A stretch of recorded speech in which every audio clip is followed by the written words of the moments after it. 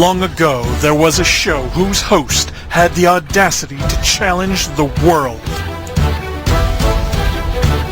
Then, after much epic battle, the world had had enough and decided to strike back.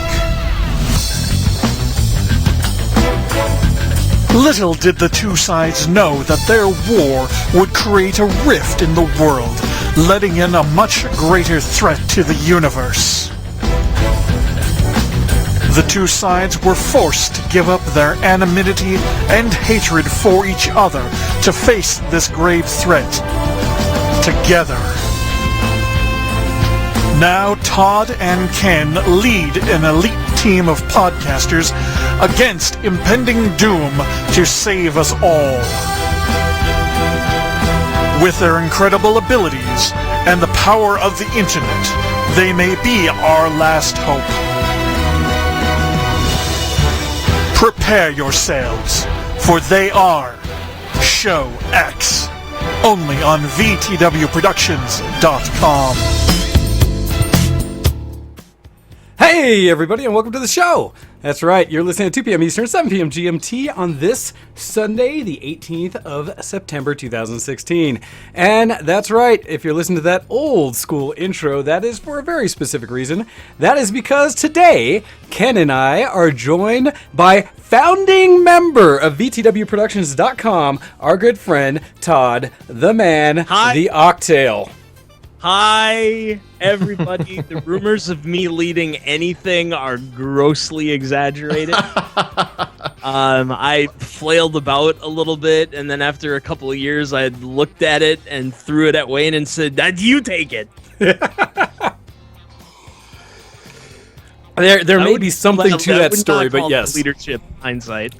Well, hey. You're also on, 15, 20 episodes of Show X as well. So, we've had, 280-odd episodes? No, we're only up to 263 today. 263. 263.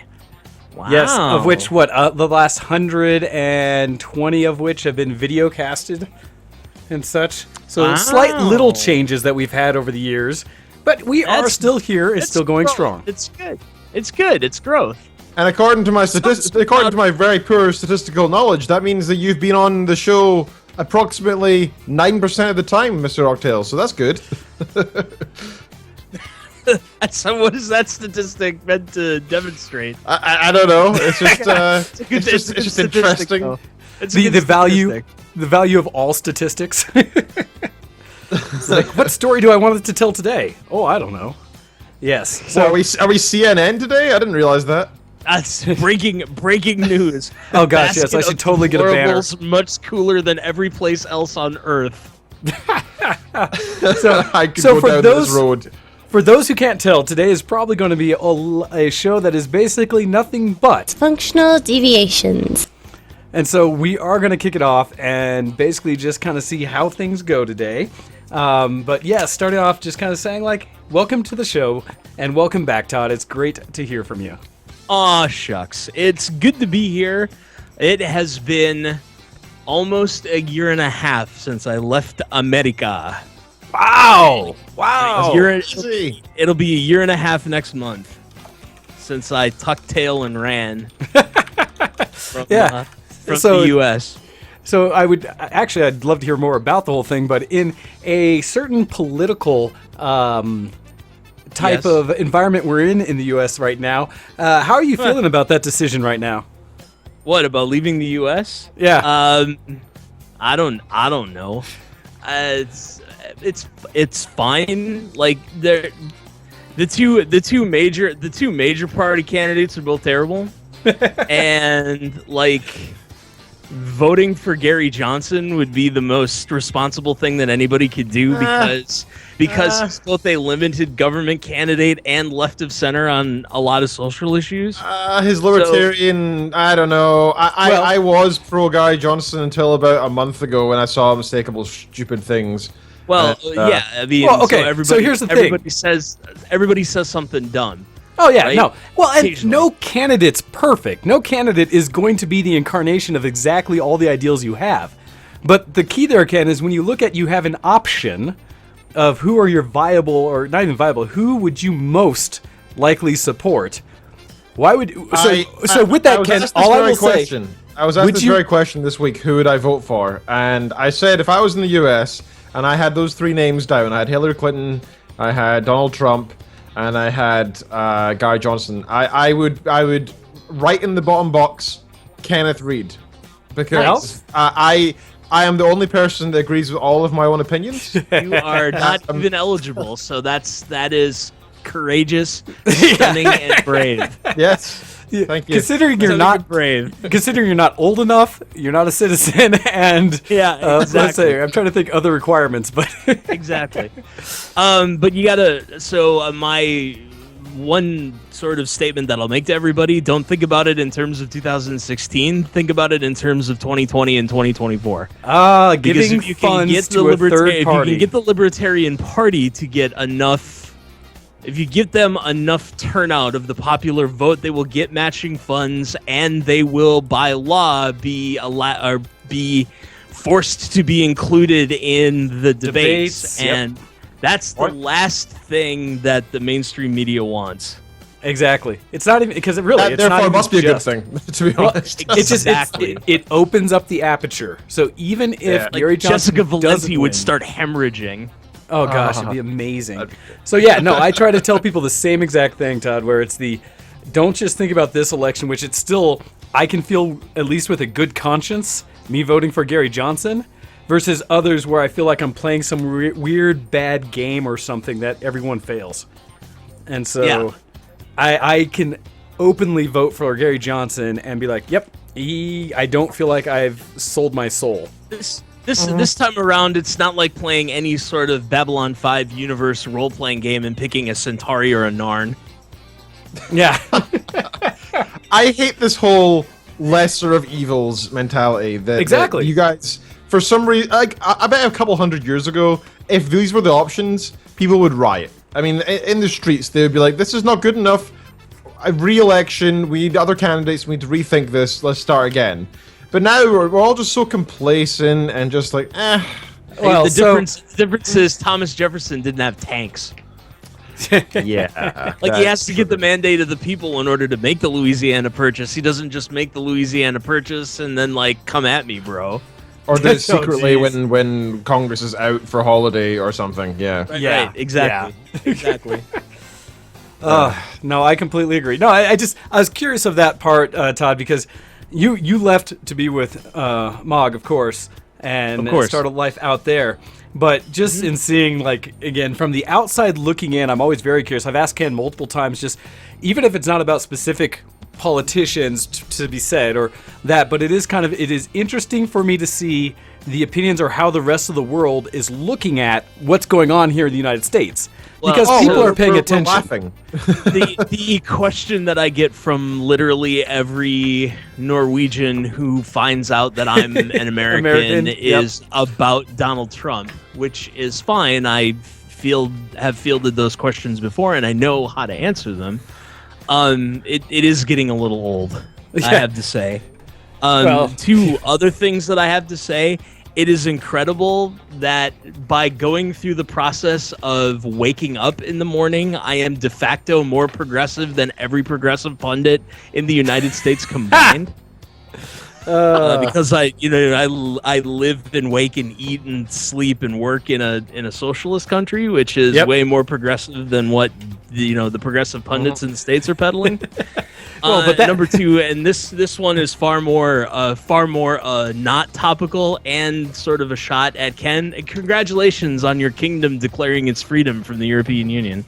Thank you very much. We're not yet declared free. We just sort of. Oh, that's right. You highly suggested that we would like to. Yeah. It doesn't go through until Article 43 has been signed and accepted by the government, and they're going to do that at a time when it is most economically viable. What that means? Be on the 12th of never. Yeah, what that means is a little bit dubious, because you'd think there'd be some kind of date or Well, it's pretty clear nobody in London had any sort of idea that they needed to have a plan in case the vote went the way it did.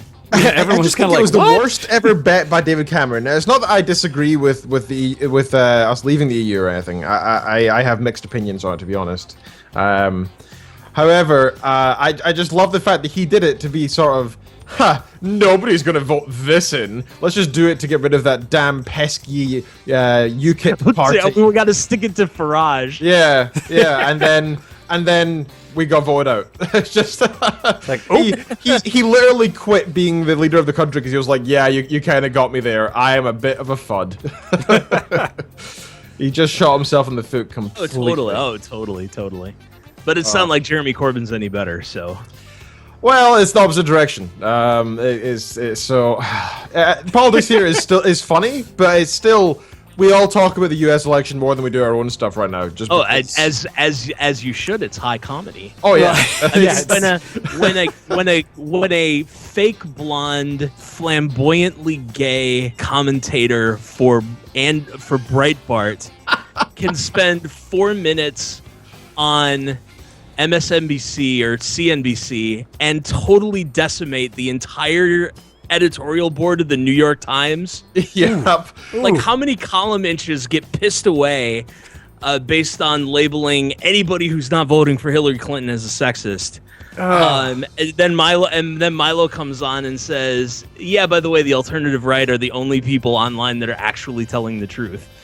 Now, okay, I have a lot of respect and disdain for Milo Yiannopoulos because he is one of the best speakers there is. However, he uses this extreme power of his to simply aggravate and annoy people. He doesn't do it for any other reason than to troll the entire world. It's the new Twitter is the new pulpit, my friend.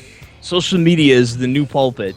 The tours going on in American universities is the new pulpit. He is the tent revivalist preacher, so to speak, if you excuse the sort of American reference, where back in the day, I don't know, Wayne, if they had these in your hometown in Nebraska, they had them in mine, where What's like that? 1 week every so often, like this caravan of trucks would pull into town and a tent would go up. And a guy would come and preach for like 4 hours a night, and it was all the Old Testament sort of hellfire and damnation. Oh, we still like, have that occasionally. like if you don't beat your kids, you will be turned into a pillar of salt at some point, kind of hellfire and damnation type stuff. But they came through my hometown like 3-4 times a year. No, we didn't. And they were have only there quite... for a couple of weeks, and then they'd pull their tents out and go to the next town over. We didn't have quite that many of those run around. We had our version of that was they kind of did it in a hippie concert venue type thing where they'd bring in a bunch of Christian bands and all play what was called Love Fest, a big Christian concert venue thing. It's funny how that is a completely different thing as if it was an actual rock band. A Love Fest would mean something entirely different. I was going to say, really the two places that you want to do something like that are either Russia or Greece. Ooh. So no, ours was nothing like the tent revival. Ken staring at me. I'm not getting it. I'm not getting that one. Staring into the screen as if I've flummoxed him in some way. You have. I'm not quite getting that one. You gotta remember, he's young. Spend a little time on YouTube, my friend. You're married. No. I'm even more confused. No, but... No, unfortunately, it is true that the rest of the world does see our politics right now in the U.S. as a bit comical. And I would agree it would be if there weren't such dire consequences. But at the same time, my challenge is all I'm telling people really when I advocate. I will say that I am currently voting for Gary Johnson. But I will tell people I advocate, by all means, vote for someone versus against someone and vote your conscience. And what amazes me is how many groups get offended or somehow threatened by that comment. Yeah. Which, the fact that I'm telling people to vote who you would vote for and feel good about versus voting against someone, because that tells me they know their person is a shitbag too. Well, they just think their person's better than. Hey, can you say that word on the radio? We can today. It's a special show. I've seen it thousands of times all over Twitter, Facebook, wherever else. People saying, effectively, we don't vote for Gary Johnson because it's a wasted vote and therefore you're effectively voting for Trump. And as if that's some kind of argument. Same with don't vote for the Green Party, you're effectively voting for Trump. Like, how does that work in any means or sense? I mean, it makes absolutely no sense. It's a function of the tradition in the United States of there only being two major political parties. But that means they accept it, which is so much worse. Well, no, I don't disagree. The difference being this time is, for the first time ever, we have two major party candidates that are so universally disliked by almost everybody. Yeah. That creating or giving a voice to a third or potentially a third and a fourth political party is even a possibility, right? The amount of times that there have been three viable political parties for a presidential election, I think you can count them on one hand. Mm-hmm. And like, if you go back to like the last time, even if you count Ross Perot, which you really don't, because that was the one flash in the pan, and when he had the chance to do it in '96 to get the even the heck was it the Libertarians again? Was he running Libertarian? I don't remember. I don't know.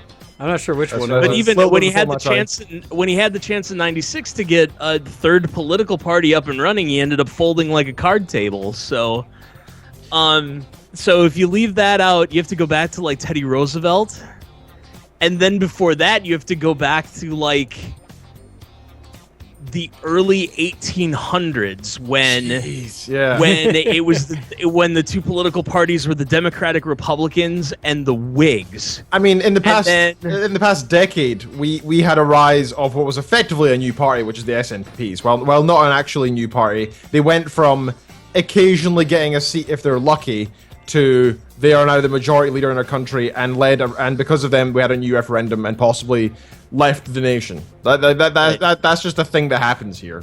It's so crazy to me that in the US it's a two-party system. Money is so critical to the process that the two parties get all the money, and if you want to start a third party, you have to find the funding somewhere, and there just isn't a place or way to do that, unfortunately. No, it is silly. But again, we're breaking. Sorry, I'm sorry. No, you're fine. You're fine. Go ahead. We're breaking new ground with this election that maybe a third voice can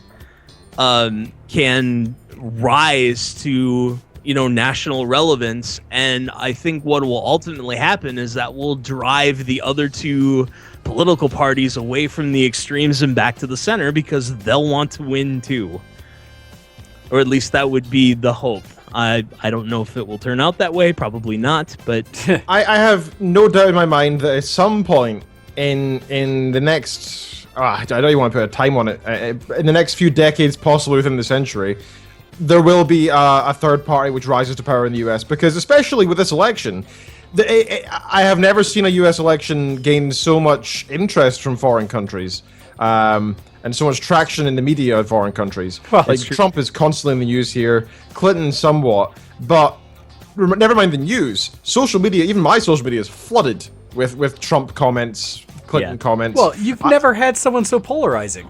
You've never had someone... No. I mean, people complain and try to argue that the current U.S. president, Mr. Obama, had somehow polarized things to such an extreme no one had ever seen it before.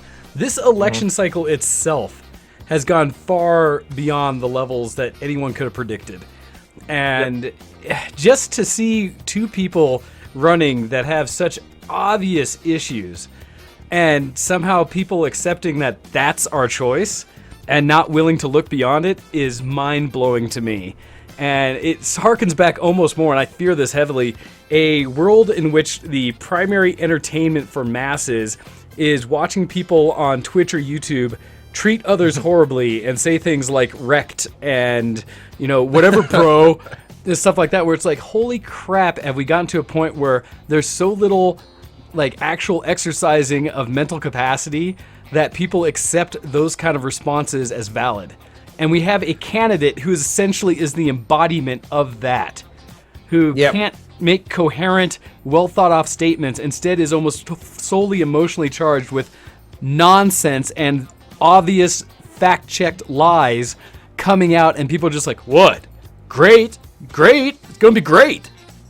And it hurts my brain that people can accept that. So I hold that thought for 1 second. There's background. Okay, yeah. So I am. The Mistress of Giggles says hi. Oh, hello, hello, Mog. Hello, Mistress of Giggles. We all miss you. Yeah, it's been a long time. So, in my opinion, the both Hillary and Trumpers bat each other. I used to be more polarized towards the idea that Trump was terrible and Hillary is okay, but the past few months have just my eyes have been so widely opened to the number of lies, that just downright horrific, blatant lies that she's constantly spewing. And spewing is probably a really appropriate word when you talk about Hillary Clinton. And can we talk about Pepe? Can we talk about? I hate to. It's something that you should never do is talk about memes. I think it's it's technology rated. Yeah, it is. It is. It's technology related. Well, and you're going to be educating me. Never be brought up. I think memes are something that you don't talk about because, as would be said online, it's just cancerous to do so. There's just something wrong about actually talking about it. It's something that's exclusively meant for message boards, image boards, and that sort of thing. You just leave it there, and it's fine. And it's something we all chuckle at and enjoy when we're supposed to be working, right? That's the idea of a meme. If you say it in real life, it just becomes terrible. However, so educate me. Hillary Clinton has broken the ultimate rule of actually talking about memes, and we're all now bound to follow suit because she some years ago, not too long ago, about actually the start of this year, end of last year, there was this really popular meme called Pepe the Frog. Okay. And it started on either 4chan or one of the chans. And it slowly got trickled down through other of the terrible sites. You know how you ever seen Human Centipede? That's kind of how the internet works. It's 4chan at the front and all the other chans, and then it goes through a tube into the mouth of say like Reddit and fun junk, and then it goes down further into Twitter and Facebook and the social medias, and then it goes further down into like WhatsApp and people. This is a horrible analogy, mind you. It's so apt though. And that's how we have the memes going down. And at the start, they make sense. They're within a specific theme. And as they go down, they make less and less sense. They're not really appropriate for the category they're in, etc. And while, you know what 4chan's like, right? They're hardly the epitome of social grace. They're full of people who are intentionally trying to be edgy, intentionally trying to say things which are derogatory, are socially unacceptable, racist, sexist, any ist you can think of, and it's intentionally just trying to be edgy, right? That's the whole point. Imagine it as a place where you can anonymously speak about whatever you wish, and in that sense, it's one of the last few bastions of freedom on the internet. I would genuinely fight for. That being said, I'm not saying it's a good place. Freedom of speech comes with good and bad, and 4chan embodies all of the above, as do the other chans. So that's my sort of general overview of my opinion on how all that works. Now, Pepe the Frog is a meme that started start of this year, end of last year. And the basic idea was it was to sort of express sadness and grief over being lonely, misunderstood, being somebody who visits 4chan, pretty much. You're the kind of person who you only have online friends, and they'll get you, but other people in real life won't. And Pepe was there to symbolize this, in my opinion. He was there to say, oh, that feel when you're alone, sitting, talking to your friends online, and then you realize you've not been outside for 3 weeks. And they'd share a picture of this sad frog. And that's how I got the idea of Pepe. That's how I understood it personally, anyway, regardless of how CNN or whoever else says it.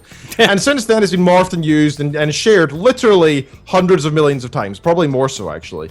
These people post Pepe so much. There will be hundreds of millions of times.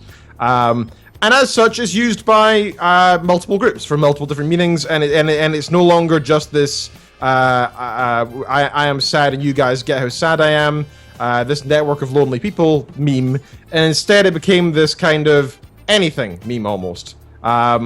And one of the groups that started using it was, of course, 4chan users using it for derogatory terms to do with racial slurs, KKK stuff, white supremacy, anti-Jewish. Yeah, he's dressed up like Hitler. He's dressed up. Oh, jeez.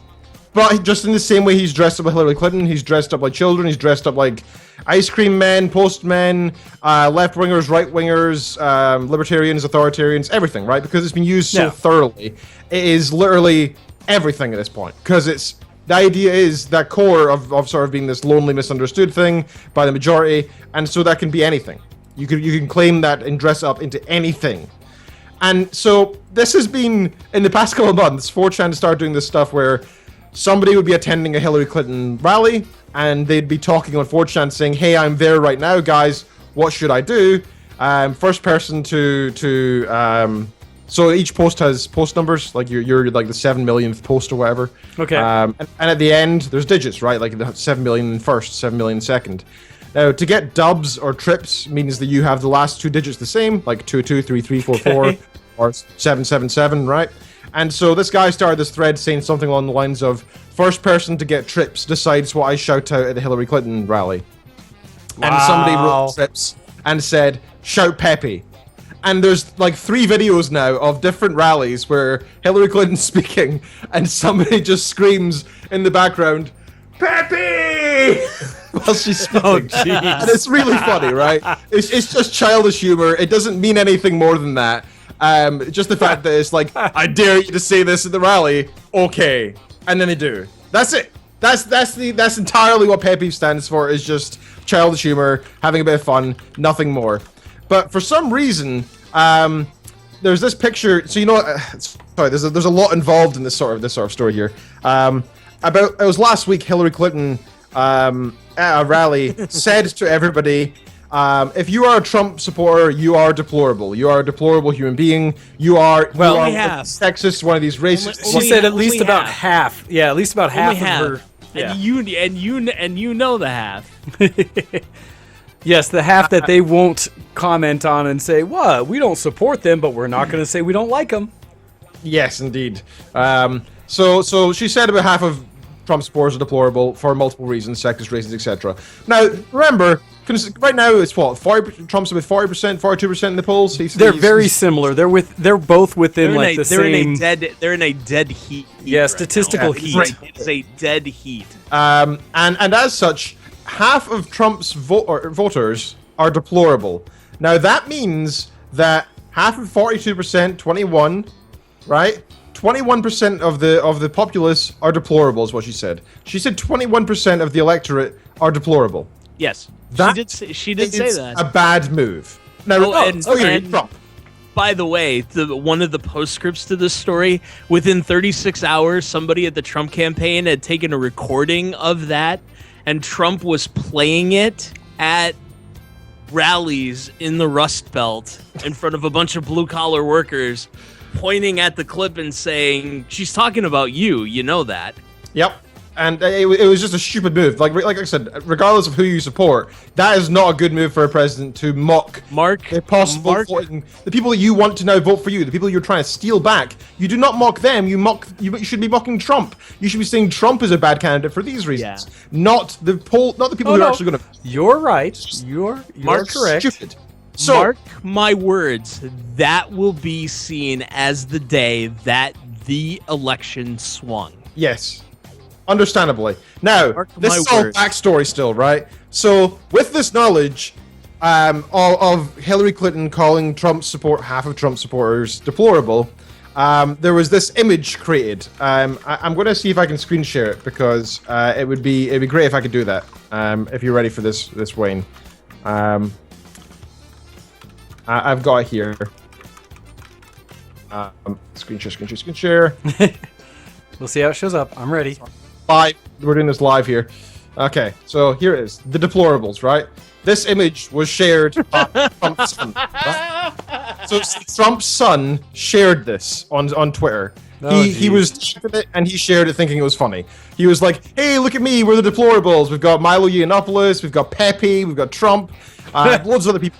And Trump's son said, "I'm proud to be one of the deplorables," right? Because this is funny. So for those who can't see the image, it's a picture of, I think it's the Invincibles or whatever. The Expendables. Expendables, yeah. So the Expendables film with all these faces of all the politicians that are related to the Trump campaign. Yeah, so it's Donald, it's Pepe Donald, Rudy Giuliani's in there, Milo's in there, Chris Christie is in there. I don't recognize everybody, of course, but they're like 11 or they filled like it out. 11 Yeah, people. there's So there's a good number of them there, and I assume just as a kind of joke and kind of a jibe and probably a nod towards the internet community that supports them, Donald Trump's son retweeted this, and as soon as it happened, somebody at the Hillary campaign took note and said that frog has officially been noticed by Trump's campaign and shared, therefore accepted, and so Hillary Clinton on HillaryClinton.com. Again, I'm going to do a Google here. Hillary Clinton Pepe.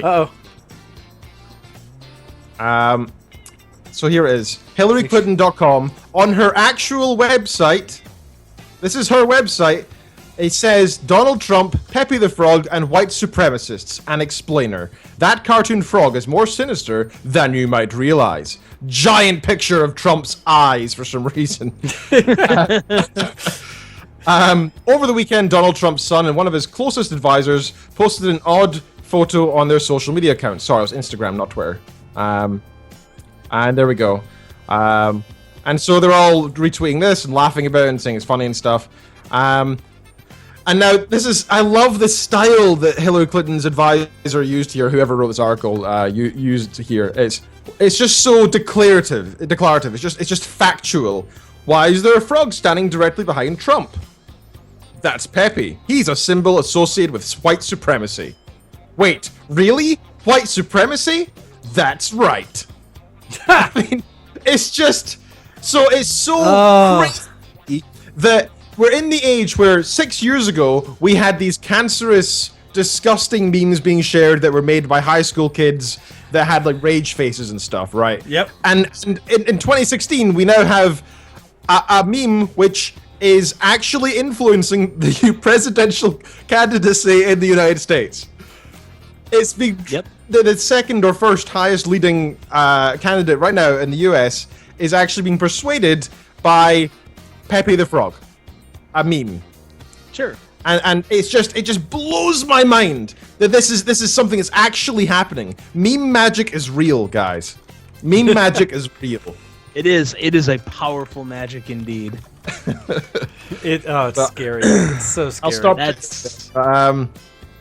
So that's the basis of it. So considering this is actually happening, where the alt-right and all these other 4chan users and there's just, to be honest, a minority of people online who've been sharing this in a bad way, and just exercising their ability to troll more than anything, in my opinion, have actually been recognized as being part of the Trump campaign, and these left-wingers seem to think that Trump's campaign are effectively hiring these people to be their online warriors, to fight the good fight by sharing Pepe the Frog.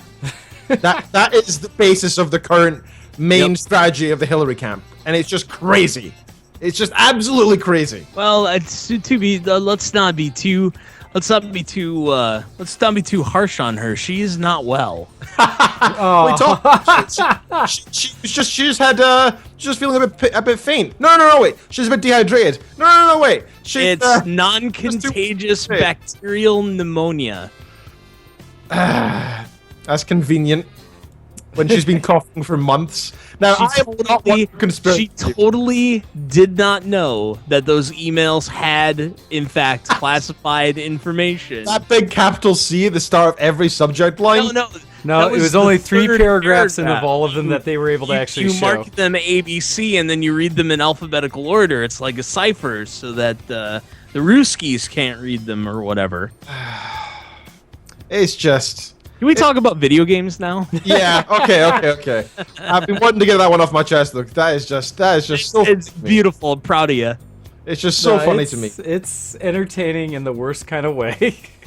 Now, don't get me wrong, I just want to bash Hillary alone without bashing Trump. So, well, no, but that's the thing, right? We've basically stated in a sense that both sides are ridiculous. And I think that's the key, right? It's not that it's one or the other that we're leaning towards saying, no, Trump's bad in these ways, so vote for Hillary. Hillary's bad in these. We're saying both of them are insane. And for people to really look at what is the option that best aligns with your way of thinking when it comes to political issues. The only thing I will say on the last part of this as we walk away from it is that the thing I really am refreshed about Gary Johnson, specifically as a candidate, is that he is the only one of them who is talking about the presidency as the actual role and the effort of what a president does versus the other two who are... a smear campaign? Well, no, saying that he has said things that said, if Congress presents legislation that matches my ideals, I will pass it. And here's the ideals I support. He is not trying to dupe the American populace by trying to say that he alone can change the way laws are enforced and done. That whole point of us having three branches that are all there to balance each other, the president cannot walk into a thing and say, every child is going to get this. Everybody's going to get a tax break, because the president does not write laws. The president sets a stage for what kind of things they're trying to support, but it is still up to Congress to actually write the laws that become the law of the land. And so that's the part I like about what the libertarians are doing, is they're actually saying, hey, here's the president's job, and I understand it, and am willing to work within it. And the other two parties are like, haha, I will do all of these things because I'm God. How can people not see that nonsense? I'm gonna tie a bow on this. We got to give props to Ken, because questions for the Prime Minister in the British House of Commons is still the most entertaining hour of political television you will see on a week-by-week basis. People grunting, people calling each other right honorable gentleman and lady, and then more grunting. And then everybody's it's like school cafeteria when they want their food. Everybody's banging on their desks. It's a bunch of children, but hey, it's better than the Ukrainian one, which recently broke out in brawls in the past couple of weeks. So hey, a lot of Asian ones are notorious for that. The Japanese and Chinese and their parliament stuff. Notorious for fistfights. But still, if you can find British House of Commons on C-SPAN. Questions for the Prime Minister. It is so worth a watch, and it's better than anything you're going to see on CNN, MSNBC, Fox News, etc., etc., etc. It's just good, clean, wholesome fun. I know we said we'd end it here, but can I do one tiny more thing? Sure. What do you got, Ken? What do you got? So we're talking about the Libertarian Party, and I know that I again, if I was in the US, I'd probably actually vote for Gary as well, just because he's the least bad. Not because I necessarily support him, but because he's definitely better than the other candidates available. That being said, I dislike the Libertarian Party, even though 2 months ago or so I was following them avidly on Facebook, Twitter, trying to learn more about them, and I was fairly interested in their ideals. It's how they're currently doing it I really, really dislike. How they plan on actually running the country. Right now, they said on social media, on their main official Twitter account for the US Libertarian Party, they said they want to ban seatbelts because they are of the opinion that seatbelts should be a freedom. We should have the choice to wear seatbelts or not. And okay. So I think freedom is a great thing up until the point. Free, Ken. Well, I know that, and that's why I'm like pro army and pro military. And if you don't chip in your Bucko 5, who will? I'm just of the opinion that we should force our children to not die in car crashes, because when the freedoms being exercised have no gains. Like, there's no gain to not wearing your seatbelt. Sure there is. Really? Now we have to solve global warming on this show. You do realize that. Now we do, because Ken's contributing to the root cause of global warming. See, go on. Yeah. Why is climate change happening? We're going to do a root cause analysis for climate change.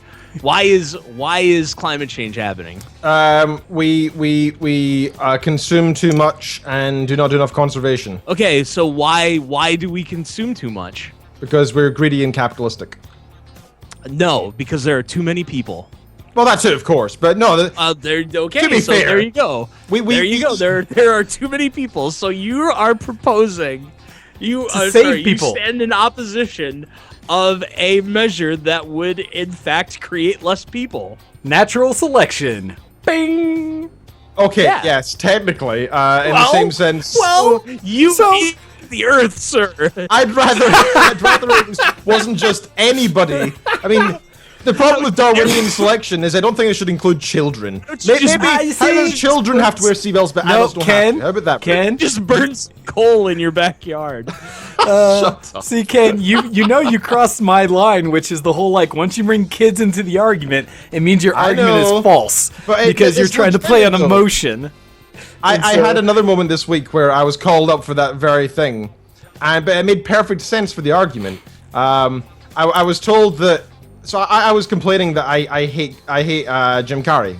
Not that I hate his acting. There's nothing wrong with his acting, nothing wrong with it whatsoever. But he's an anti-vaxxer. And in my opinion, in scientific opinion, if you're pro-anti-vax, you are pro-people having diseases and spreading those diseases to people who can't have the vaccinations due to medical reasons as well, right? So there's kids out there who can't have vaccinations for mumps, for whatever else. Just because of the fact that they're medical reasons, for whatever reason. And they literally can't do it or they will die if they have the vaccination. And therefore, they have to go without. And yet there's mums and dads out there who think it's totally okay for their kids not to have vaccinations because... Vaccines cause autism, didn't you know that? What was that? Vaccines cause autism. Okay, so you ever seen the Michael and Penn video? You don't have to explain it to me. That was totally out of sarcasm, sir. I need to explain to listeners, because I bet there's at least one person out there somewhere who thinks, yeah, but it does cause autism. Wow, Octale just dropped a truth bomb. Exactly. So I can't let that sit there idle. What? But I just heard that it causes autism. Why would anybody want autism? Autism's bad. A ridiculously high number of people believe it, and for some reason, even if it did cause autism is millions of times better than death. Hey, but you say that, but look at the warning label on every one of your vaccinations. I almost guarantee it includes death on a warning. But I will say, Ken, now you say that, and I will give full disclosure that when that first came out about it potentially causing autism, all these concerns about vaccinations, it did give me pause. I stopped and said, whoa, because I do think that as a whole, we over-vaccinate, or I won't say vaccinate, we over-drug too many things, especially in the United States. We have a drug for every way you might feel through part of the day. So it took me a moment to stop and say, wait, maybe does it? Let me see. Now I will say, I then went and researched the issue, and within very short period of time, I reversed that momentary hesitation and say, oh no, vaccinations are okay, they're good. But it was the overall question of drug use in the U.S. through prescribed drugs, because it's way too much. But so the answer, y'all, is trust but verify. Yes. I am very something much that is lost. Look into yourself. If you don't believe us, please go and look into it. Google Scholar. Don't look at news articles. News articles are not allowed. That's cheating. Well, news articles. Google Scholar and decide for yourself through real science. Yeah. Do not look at news articles. Do not look at blogs. Do not look at some random person's just rant and rave on a forum post. And this is what I was talking about with some people at work recently and stuff, or just in general, was that the biggest challenge we have today, and this is a shout out to everyone to become more educated and do it yourself, is that you cannot trust the big, loud channels or people are voicing essentially opinions and things they claim are facts, because we have lost traditional news coverage of things where people have to take time to vet and research different sources and prove to you that they actually did some thought on this. It's why traditional news sources are actually failing in so many ways. And I don't talk 24/7 because they are not traditional. Those are commentary sources. But like real newspaper articles and things like that, where people used to have weeks to research a subject before putting it out there. Now, because they're trying to keep up with social trends, all you get is a bunch of people that are, 24-hour BS where they have to fill the time. And you have 140 character Twitter messages, and that is not news. Look for the facts. Look for what's behind decisions being made and policy being pressed. And I always will say, follow the money. Because most things that are changing the way that our governments function are based upon somebody making money for those decisions. Somebody is going to then feeding benefit. a very small amount back to people who are in government. Yeah. Well, they hide that, right? You hear the good reasons behind, but you never really... I always say, if you want to know why anyone is spouting the stuff they're doing, figure out where the money lies. And for us, hey, we don't get paid for the show other than your donations, so the money's in what you guys want us to do. So yeah, we're biased towards you guys. So anyhow, yeah, we are. All right, we will get off the politic discussion. We'll talk some games. I'm going to try to end it out with just a little bit of a LMFAO noob with 27 exclamation points in back of it. That's right. That's how smart I am. Oh, it's old school. I love it. Good. I've not heard that in a long time. That makes me. Well, happy. I figured I was wearing my shirt for it and such. So. I saw that. Oh, I didn't even notice. Well done. So, yeah, I was going very retro with this, so I figured I'd find that and throw that in there for people as they were hearing Todd's voice as well to bring us back. But yes, indeed. Let us transition over to things a little less politically charged and talk some things about games and stuff that we've been doing and things like that. In fact, what? What? This is an episode of Show XXX, though, not Show X. Well, no, I didn't do the sexy intro, so we didn't get the Show XXX. Yeah, no, not that I one. forgot about the sexy intro. You forgot? Oh, so you can. No. So anyhow, we'll move on and we'll start talking some tech. We'll talk some games, things like that. And to that, I'll officially, just to kind of get us over there, say that we're going to go to here and we're going to go to here and say, I'm a geek. Are you a geek? Geek cred, level up! yes, so that we can talk Geek Cred, and I mean, we can still throw in some of what we've been up to and things like that, as well as a shout out to everybody on the show, because we've got Octale here. Yes, you can participate in the IRC and chat with us and let us know your thoughts and any questions you have for us, as well as you can email into the show at showx@vtwproductions.com. Throw us it in, and we'll read it out and get our responses to what you guys want us to talk about. So throwing that out there to everybody. All right, so when it comes to Geek Cred and things that we're doing to help transition us over to a little more fun, Octale, we'll start with you, Todd. What have you been doing that has been geeky lately? Any games you've been playing, things like that, stuff that you've been doing to fill your time away from us? I'm gonna blow all of my geek cred in not the first thing, but in the second thing, because the first thing I'm playing is World of Warships. Oh, jeez. I was like, what? I was taking pause as well. Wargaming.net's ship-based, team-based combat simulator. For those who aren't aware, it's World of Warplanes, World of Tanks, and now World of Warships. Yes. Yep. And they basically, here's what you do. It follows the wargaming formula where they take ships from a certain era, in this case World War I, and those are the weakest, the tier 1 ships, and as you go up the tiers from 1 to 10, they become more modern and thus more powerful up to sort of World War II era ships. So for example, the Japanese tier 10 battleship is the Yamato. Ah, gotcha. So with the gigantic 455 millimeter guns on it, and three sets of 3 guns, and so on and so forth, and it does it does that with battleships, cruisers, destroyers, and aircraft carriers. So there are 4 ship types. The Japanese and the Americans are really the only countries that have aircraft carriers, at least right now. But they just added German battleships. Ooh. Yeah. And so I'm playing, I spend most of my time in tiers 5 through 7.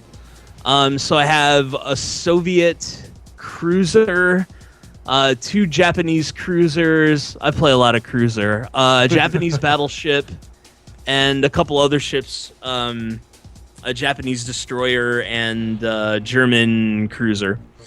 that I've been playing fairly heavily, and it's just, I like the sort of intricate, nerdy sort of, here are the Citadel areas on the ship, and if you shoot armor-penetrating rounds at the Citadel areas and hit, you can do close to maximum damage per round. Again, a game 2 days ago, I fired a full salvo from my Tier 7 Japanese cruiser, the Miyoko, into the broadside of a Murmansk, the Tier 5 Russian cruiser, and like one-shot it because they were all in the Citadel band, and so they all did like 5 hits that did max damage and just 100 to 0 kind of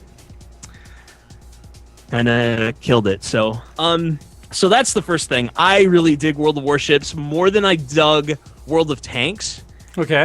Just because the ships are so much bigger than the tanks are, like the fact that the combat, unless you're really, really good or really, really lucky, the combats last significantly longer. Yeah. Like a single engagement between 2 ships, like it takes a lot of rounds to take, 55,000 hit points off of a tier 9 or tier 10 cruiser, like with any sort of tier cruiser. So the combat's just more deliberate and strategic than say World of Tanks was.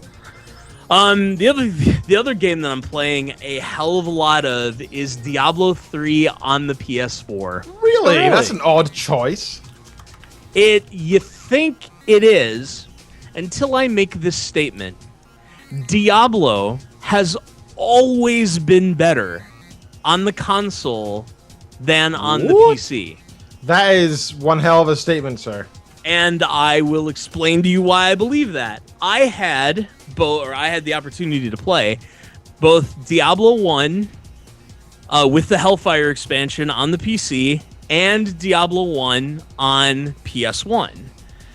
And don't misunderstand me, I loved Diablo 1 with Hellfire on the PC. Had so much fun, played the monk class, did all the sort of extra stuff from the Hellfire expansion, which is really undervalued in terms of expansion packs go, especially considering it wasn't developed by Blizzard. It was developed by Sierra. But the PS1 version was, how do I say this? I don't want to say more dynamic, was more rewarding per unit time, I think is what I want to say. Because what I think happened is the PS1 version of Diablo 1 had a smaller overall item pool than Diablo 1 for the PC did. So you could, without having to grind a whole lot, get yourself into a position where your character was running hell with hell difficulty, the hell levels, like the final Diablo boss. Without spending all that much time, because you would find sort of the hellspawned armory or whatever the heck it was called. It was an event that had a couple of chests in it that would guarantee to have legendary items in it. And every time I ran that, I would pull a Messerschmitt's Reaver out of it. Like every single time. So you're running with the best two-handed axe in Diablo 1, all the time, just constantly. Whereas there's no guarantee you would get that event in the PC version of Diablo 1, and there's no guarantee that you would if you did get the event, that garbage wouldn't pop out of the chest, like some crappy yellow items with bad prefixes and suffixes, which it was the way that they did item generation back in the Diablo 1 era. So to fast forward to Diablo 3 with Reaper of Souls, same kind of thing. I'm playing a barbarian. All of the overwhelming majority of the loot that I get is tailored for a barbarian. And I have been able to amass a full sets, plural, of end game armor and like weapons that allow me to progress. Like I'm playing in Torment 9, and I think I could probably make the jump to Torment 10 out of 13. And I've never come close to that on the PC. Now, admittedly, I sort of gave up on the PC version of Diablo 3 when the Mistress of Giggles and I started playing the PS4 version of Diablo 3. So if I went back and sort of reinvested some time, maybe I could do what I'm doing on the PS4 version. But honestly, that same feeling that I had back in the Diablo 1 era on the PS1, feeling more rewarded per unit time, I'm getting that exact same feeling with Diablo 3 Reaper of Souls on the PS4. Nice. Oh. So for non-season, non-hardcore type of just like I'm having fun. I'm gonna hit my whirlwind button a bunch and then hit my bleed button, and things are going to explode, and it's going to be great, and some oranges and some greens are going to drop, and maybe there'll be an upgrade and maybe not. It just, to me, feels like it's more rewarding per unit time. So with that, though, I mean, I'm assuming then the control scheme on the console works very well. That it's just grab the controller, just bam, start hitting. Because I'd be curious, I mean, with the Berserker, or basically Barbarian, it makes more sense because he's basically melee. But for your casters and stuff like that, does it still work really well? The targeting feels pretty intuitive, and this is sort of the brilliance of the abilities that they put into the game, where to give you sort of a comparison, in Diablo 1 for the PS1, there would be this little reticle that would move along the floor and track two different enemies, meaning that you were targeting them.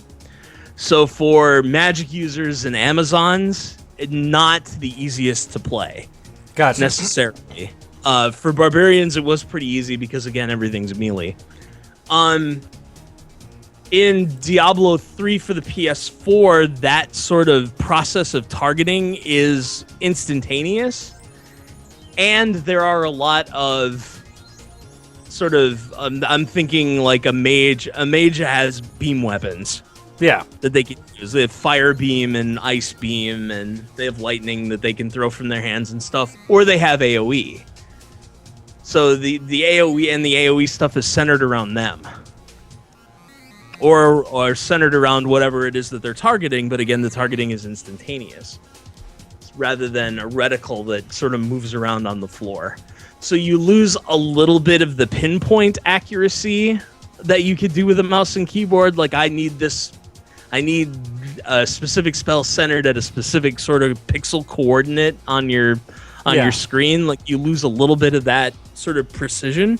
Well, because you're going more angle versus...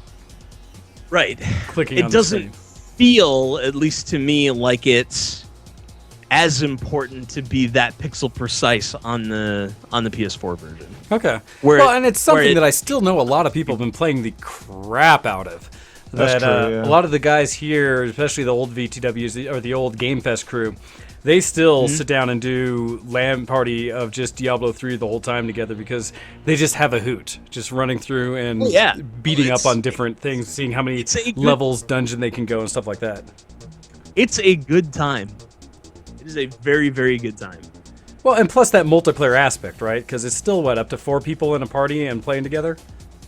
Yeah, something like that. So, no, that's very cool. And it's interesting to hear because I really haven't heard that response of anybody playing it on the console. Everyone I know has always been a PC player, so I had no comparison. And so it's good to hear that they did a good job of translating it to a controller. And I know with the new systems, they play very well. I just got an Xbox One, and it does very well. I mean, it's not my PC, but it does very well. Absolutely love playing Diablo 3 on the PS4. Absolutely love it. Nice. So, One last thing, and then I guess I'll turn the floor over to you guys. The wife and I went to see Sausage Party. Oh, how was it? I heard a lot of good things. It is hilarious. Oh, shit. It is absolutely hilarious. It is one of the things that I have been asking from American animation for a long time, in as much as this animated film is not for kids. No. Not for kids. Really? Spoiler alert for everybody out there. Not that you wouldn't know it before then, but the orgy that happens at the end is the big signal that this film is not for children. So it's sort of the first time that an American animation house has made an American film that's designed specifically for adults, which is something that I've been asking for. Really, what I've been asking for is the Pixar version of Ninja Scroll, but I don't think I'm going to get that ever. That'd be amazing. Wow. Wouldn't it? Yes, it would. I remember when I saw the trailer, the first 30 seconds is very innocent, and it's just a bunch of food, and you're like, oh, what's this? Is it Pixar? What is it? What's this just kids animation thing? And Kitten was going on about how she was saying, oh, it looks great, it looks so good. I was like, yeah, whatever. Half paying attention, and then the fun starts, and the screaming starts. Uh-huh. And you're just sort of like, that's gonna be fun. Okay, one more tiny spoiler for everybody. The bad guy in the film is a douche. Literally. Oh, no. Literally a douche. Wow. That's hilarious. And I'll leave it at that. No, that's hilarious. So yeah, it's something I still need to see and haven't, but I've heard it is about as in-your-face, direct, crude kind of humor as you could hope to see. So you and all of your friends named Mike, and El Campo in Movie Tavern with tankards and that film would be a perfect match. It would probably be a tasty dish. Nice. Oh, that's good to hear. No, so you enjoyed it. You very much enjoyed it? Mm-hmm. Awesome. It was unbelievable. Like, they hit all the stereotype notes with the food and they hit all the... it was just... Yeah.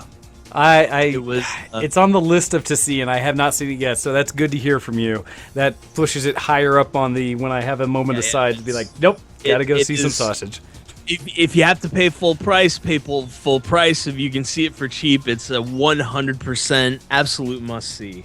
Awesome. For anybody in the UK, in a way, I don't know if it applies in the US, one of the best things I can recommend for getting a cheap movie is if you buy any type of insurance from comparethemarket.com. Okay.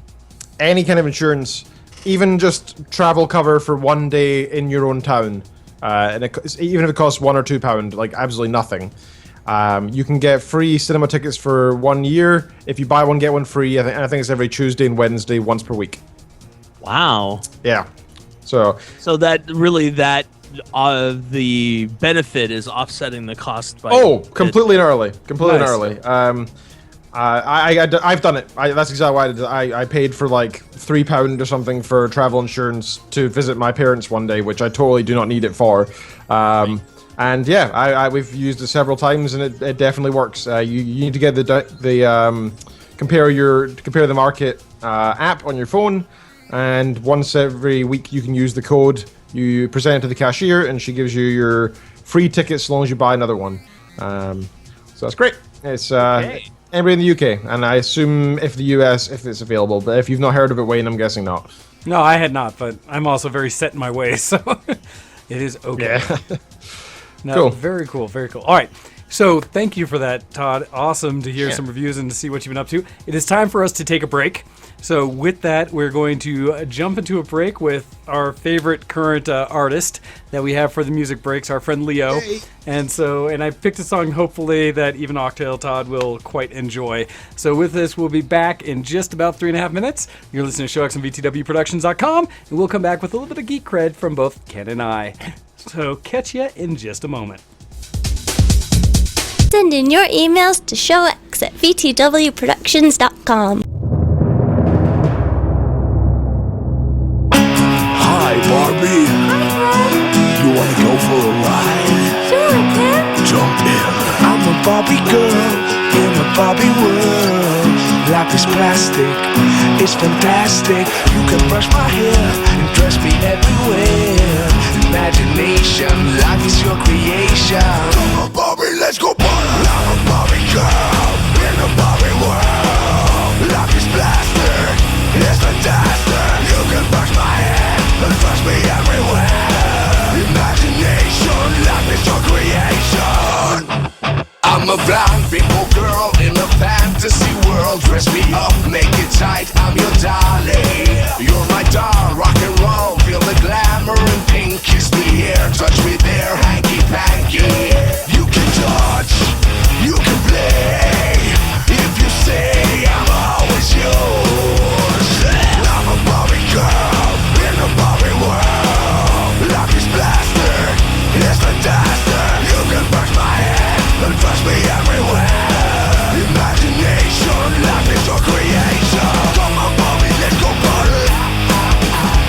Come on, Barbie, let's go party. Come on, Barbie, let's go party.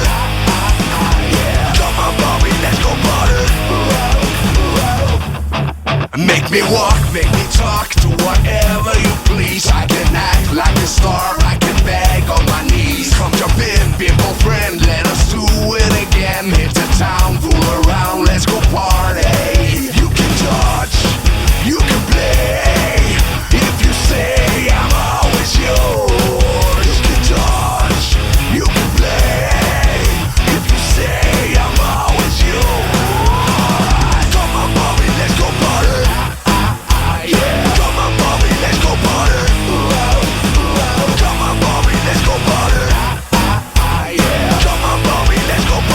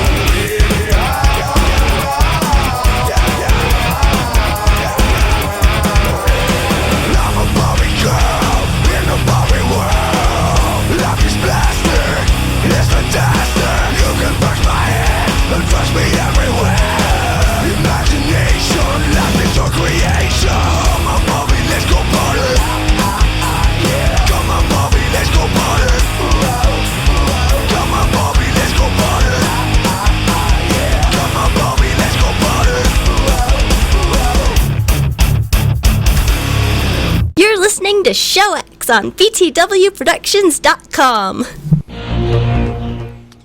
Hey everybody, and welcome back to the show. Hopefully you guys got down and enjoyed that just as much as we did during the break, because Leo is awesome and we really do enjoy the permission to play his songs during our music breaks.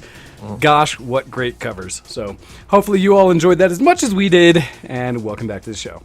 Alright, so continuing on, Ken, what have you been doing that's geek and game related? I will take up all the time as I always do. You can have your turn, sir, before I do my normal thing. So mine will be nice and quick for the most part.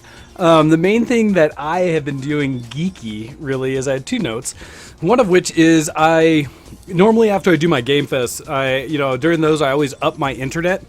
I call up the ISP and say, hey, give me the max it can handle, because I got all this stuff happening over the weekend, and then afterwards I call them back and say, all right, drop it, I'm good. A little different this time, and I got credit. This is something that Octale and I had both done back in the day, where business accounts, because then we didn't have to worry about things like bandwidth caps or sharing our connection with other people in our complex or in our areas with the neighborhood and stuff like that. So it's just a smart decision to help maintain the show and make sure it's good, is to make sure that it's clean for everyone and good unshared bandwidth having a business account. This time, when I called them initially, got it set up, they gave me an option. The person helped me and was saying, hey, how about this? I'll give you a month of this and you can do this. And if you don't like it, when we revert you back to the lower amount, you won't be charged anything different. I was like, oh, really? Awesome. I can accept that. Where normally I just get charged a surcharge for the time that I've used the higher speed internet. Sure. So I waited a little longer. Instead of just changing it the next week, I waited like 2 more weeks. Like, hey, I've got it. Might as well use it. Did some updates on my Xbox. Re-downloaded some things on the PC like that. Let me use the full 150 megabit down that I've got. Wow. So, awesome. Well, afterwards, I talked to them and said, all right, I'm ready to switch it back. And gentleman talked to me, and I got to give credit for once to my ISP, Comcast. So they are one of the 333 big evils in the country, but they did me right on this part, where they actually gave me an offer and said, look, if you sign up for the next couple of years, actually like pre-sign up for a few years, what we'll do is we'll let you keep the same 150 down and like 25 up, and we'll charge you less than what you were paying for the 50 down for the next 3 years. And I was my God! What? Manual drop-in. Yeah, right? Well, they did that including it's even less than with the rental of the hardware. So even with the rental of the gateway, it's now cheaper. I'm actually paying the default amount for the cost without even paying for the rental of the hardware. Wow. And they're going to bring out the insane. newest wireless gateway that they have to give me. And so I have to give credit that they gave me an offer that actually puts me at the same full-blown business internet of the 150 down with 25 up at the cost of the 50 down. And so a good solid on them for giving me you're right, Kuro. The bandwidth cap is a myth in the sense that they don't enforce it. But I have pushed the limits where I had downloaded over 700 gigs in a week. And they do still take notice, just so you know. But, Yes. With the business class, they go, whatever. And so, well, to be fair, it's because business is supposed to do that. You pay a premium for a reason, Supposedly, right? Although we know that bandwidth and bits and stuff are a myth for that way they enforce it. But on top of that, hopefully that means that the show will continue to be less flawed, that being able to stream everything in and out as I've built the new PC and now I have wide internets for at least the next 3 years. So hopefully this will make the experience for all of you much better. So I'm very happy about that. The other big thing just for me is that kind of like where Todd, you were talking about playing World of Warships, and I actually am curious to check that out. On the same, to me, kind of play type that you have with that, although a little more on the World of Tanks side, a group of us after this last Gamefest have really stuck to and are still playing the heck out of Mechwarrior Online. And it has probably been the #1 game that any of us have been playing. We've got, at any given time, probably 6-7 people in the TeamSpeak that are on there playing. In fact, I see Serpencer right now just loading up Mechwarrior Online. Hostel's playing right now, and we've had Psycho and Crimson playing a ton of it, as well as people like Unit and other people we've found. In fact, I think the VtW clan on Mechwarrior Online is currently like 20 members strong, although I'm not sure how many of them are active. We've got a good amount, though, because it has the kind of that slower-paced, tactical feel of a game where it's not an FPS. In fact, what you do with shooting is less important than maneuvering yourself and sticking with your teams and flanking and doing things like that. So I have really been enjoying Mechwarrior Online, plus the ability to go in there and tweak all your stuff. And this is not a new game, right? We were talking the beta years ago with Mechwarrior Online, but they've done enough to keep it up to date that it feels like a much more fresh game today than it did when it first came out in beta. And so really enjoying that. How's the progression path? So it's free to play. It's still a level of the more you play, you earn C-bills to unlock different chassis and mechs that you want to build to modify and make it play to your style. There are benefits where you can pay in to get some specific chassis that will give you a faster XP bonus and things like that and a higher C-bill count per match. But it's not necessary. And by the way, Mechwarrior Online is now fully embedded in Steam, so you can go and download it through Steam instead of having to get the Piranha Games installer.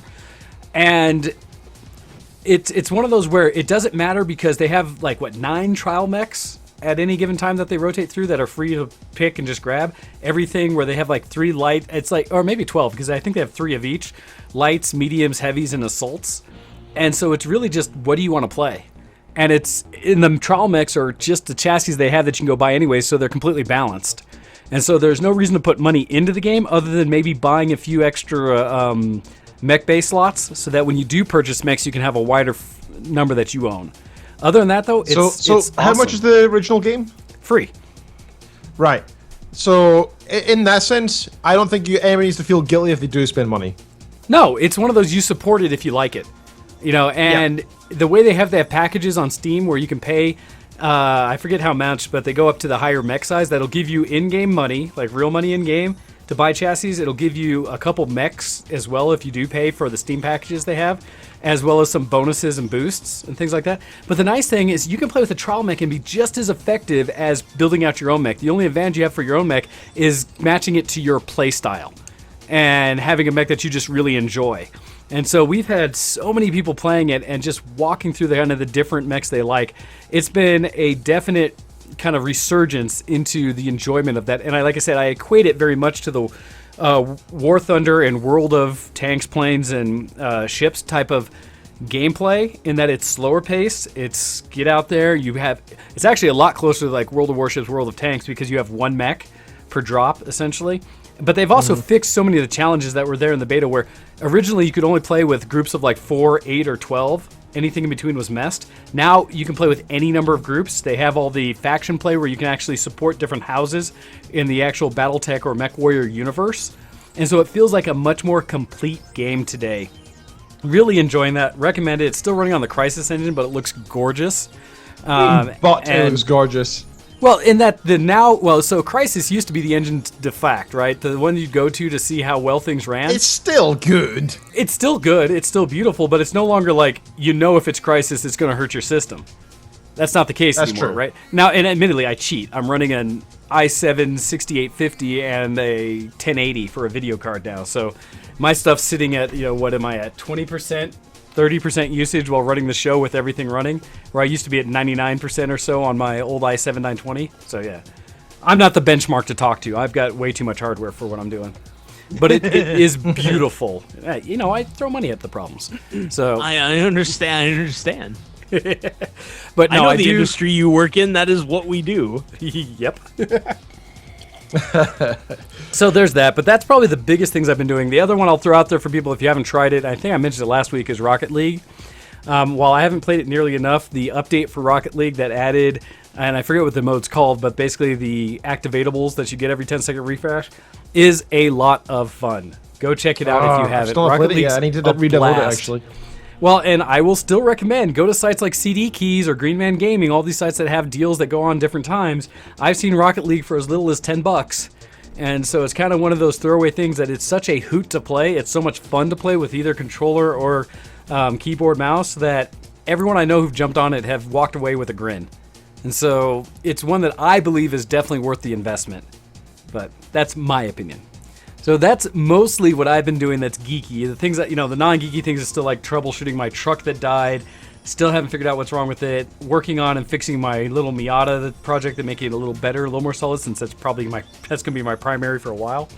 And things like that, but that's been most of it. And for those who can look in the background of the video, I've finally moved my computer back upstairs out of the basement. So I'm back to the real world, and now I can start working on other projects, like getting my 3D printer to work again, stuff like that. So that's what I've been doing that's been geeky, and those are the games I've been playing. Ken, how about you? So I'd like to do a very small, but fairly important non-geek cred section. Uh-oh. So I want to do a little bit of dysfunctional deviation. I'll be quick with that part. Kitten's visa's come through. Oh, so yay! Yay! She can stay there legally now. Yeah, we've been waiting literally for... Oh, she's always been here legally. FYI, government. We've been waiting for months to hear back from the Home Office, from the UK Home Office, and finally they've accepted her, so she has leave to stay in the country for 5 more years, which is absolutely fantastic. We've dumped thousands of pounds into getting the visa over the years, and they had her passports, they had all of her documentation. Kitten left her job about a month and a half ago. She's been working part-time since. And she's been really struggling to find another job because every time she gets an interview, and she's been getting lots of interviews, they say, bring proof that you have right to work here. And she can't. Oh, jeez, because of the visa, yeah. Yeah, so it's this weird black hole where she's required to work while she's here, but can't because Yep. She just doesn't have her stuff. You know, the government has it, ironically. So, so it's been a pain, but we finally got it. So she's got a couple more interviews coming up soon, and that's going to be good. So she's working part-time just now, and everything's fine, but, you know, this way she can get something that she's happy to do rather than something that just brings in money. Yeah. So that's good news, very good news on the home front. Other minor news, teaching starts tomorrow, and I am actually about to, for the first time ever, do a lecture tomorrow. My first ever lecture. Ooh. Yeah, so in the absence, Todd, I don't know if you've kept up at all with Ken's progression, as it would be in collegiate work, is that now that he's all like professor-like in many ways, he's passing on information to our next generation. He is now teaching others all of his ways. I am okay. So in the UK, a professor is something that a title that you can claim for after about 40 years working in the field, and then you must be elected by several of your team, and then an external group comes and assesses you. It's a title you get at the end of your teaching career, really, the last few years. Okay. Whereas I think in the US, it's more just that is the title of your job if you're a teacher. Yeah. Well, so I mean, college at the college level, yes. Yeah. Yes. Yeah. Exactly. Yeah. So it's a fair bit different than here. That being said, I'm really excited. I'm going to have up to 150 people in the lecture theater with me tomorrow, 150 students, and I need to talk for an hour about the most basic of programming. I asked to do the very first programming lecture because I don't want to do anything too complex, as you can probably understand. 75% of the people will fail this class. It's not true. It's more like 99% will pass. It's very, very basic how to... Tell them that. They won't try then. Oh, yes, they will. Yes, they will. I'm looking forward to it. It's going to be lots of fun. It's going to be recorded as well. And I was asked... They said to me, are you going to be okay with that? And I was like... Guys, there are literally thousands of hours of me online been saying stupid stuff while inebriated. I think I'll be fine to do an hour sober. So it's not going to be a problem. So you say that. Is any opportunity for those recordings going to be available? Something that we'll be able to pimp out to people and say, hey, look at Ken in his real life. I would love to do that. I think it'd be good for my CV. I think it'd be good for my self-confidence, and it'd be good for in a few years' time. I'll look back and say, "Hey, look what I did all those years ago." It's my first. Not when I send it to 8chan. Whoa! Just kidding. Just kidding. So yeah, it's going to be awesome. I hope so, but the only problem is I'm pretty sure it becomes the university property as soon as I do it. Just like any teaching material or anything I write, anything I do is effectively, even a program I write is technically the university's material if I do it in their time, if I do it while I'm being paid to be there, right? So as such, I wouldn't really risk that. But even if it's theirs, if you just ask if it's releasable in a way that you can attach it to your resume, essentially say that you have done these things and therefore say, see? And then we can pimp it out on our show to say, look, we got someone who's like educated doing show stuff, right? You should listen to him. It's a lie. It's a lie. Nobody on our show is educated. So it's awesome. It's really cool news. I'm really looking forward to it.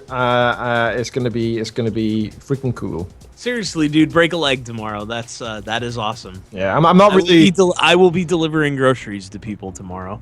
Oh, how are things on your job front anyway, sir? I actually have a technical interview on Tuesday.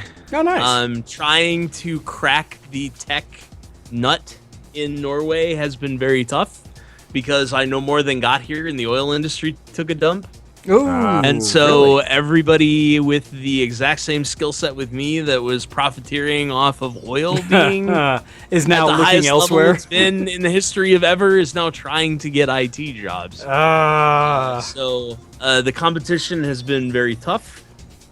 But I had a meeting with the CEO of a tech consultancy last week or the week before?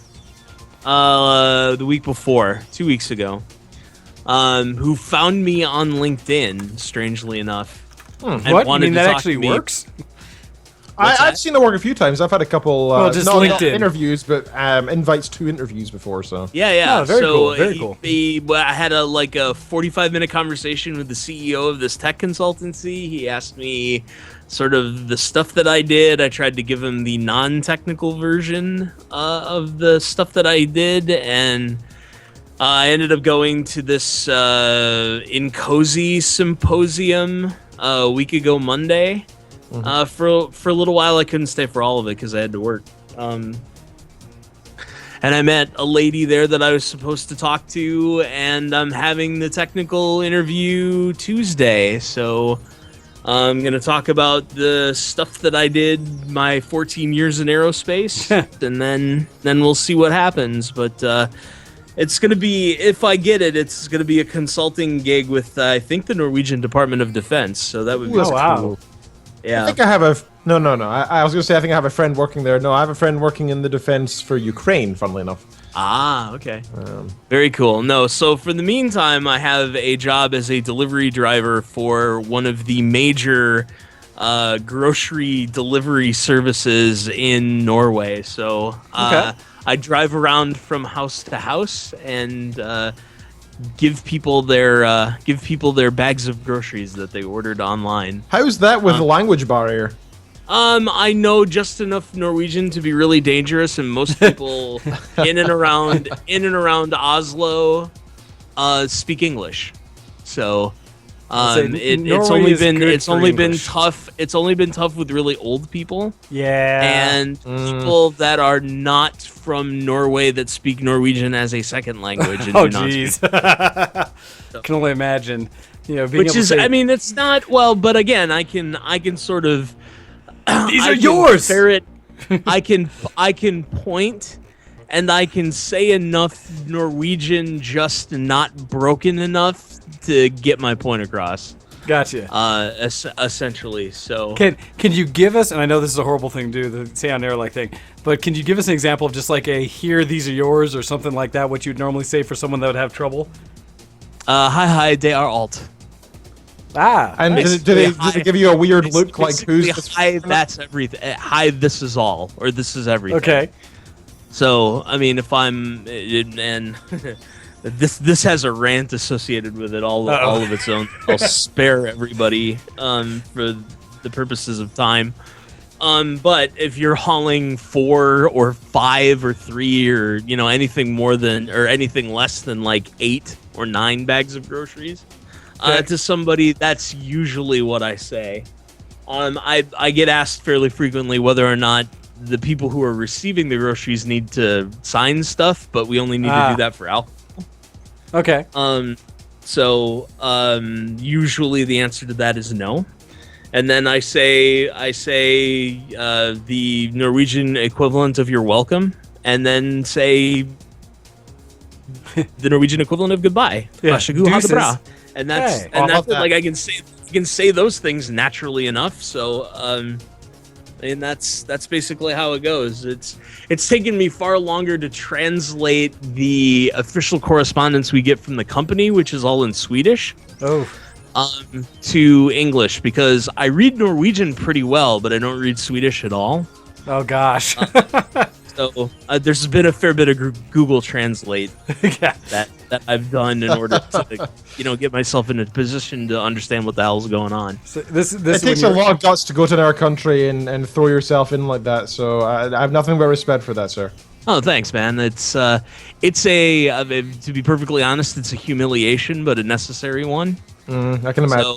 So, just by taking the job, I sort of doubled the household income. Nice. Which is pretty important. But again, if all goes well on Tuesday, we are crossing the fingers. Thank you. Yes.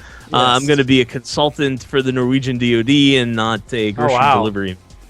I will say this. So just one really quick story, and then we can sort of get off of this topic and back into nerdy stuff. I have already had my suburban Oslo housewife answer the door in her bathrobe moment. Oh no. Okay. I'm assuming this was with you. Is there some other way that I can pay for these groceries? Oh No. was not like that at all. Oh, shucks. It was not like that at all. Just very very funny and not what I was expecting at all, because I was in one of the posture parts Okay. of new kind of a new school sort of stereotypical in terms of architecture. Okay. And so I just walked up to the door and rang the doorbell, and I've got handfuls of grocery bags sort of in my hands, and then a lady in a bathrobe answers the door. And it was just like, oh, all right, that's a thing that happened. Nice. Yeah. Hey, I've answered the door multiple times, nearly naked, or just with a towel, or because it seems like delivery guys only show up like once you're in the shower. Yeah. Mm-hmm. Is that a trade secret? Yeah, a little bit. We're actually looking in your windows to see when you go into the bathroom, and it's time. Go! Specifically to knock on and be able to say, now! Get off the crapper. Answer the door. Nice. No, that's cool, dude. I'm glad to hear things are looking up as well. That's always a good thing. That's cool. Anyway, sorry. I was just curious. I just wanted to ask. Of course. Well, no, this is definitely because it's great to know what you've been up to since it has been far too long, sir. It's far too long. It has been far too long. Definitely, always is. Okay, so that's my non-geeky stuff. Let me quickly fly through my geeky stuff so we can talk about other stuff as well. I've been playing WoW a lot. So Todd, you know how it goes for me. I go for like 2 months of playing it and then like 6-7 months off. Yeah, that's usually how it goes. I'm near the end of my first month of playing it now. I think I've got I've got 16 days left in my game time, and then we'll see how I'm feeling at that point before I decide to renew or not. How are you feeling now? I'm quite enjoying it. So I've got so Copy purchased me the latest expansion in the US side, which I've never played on before.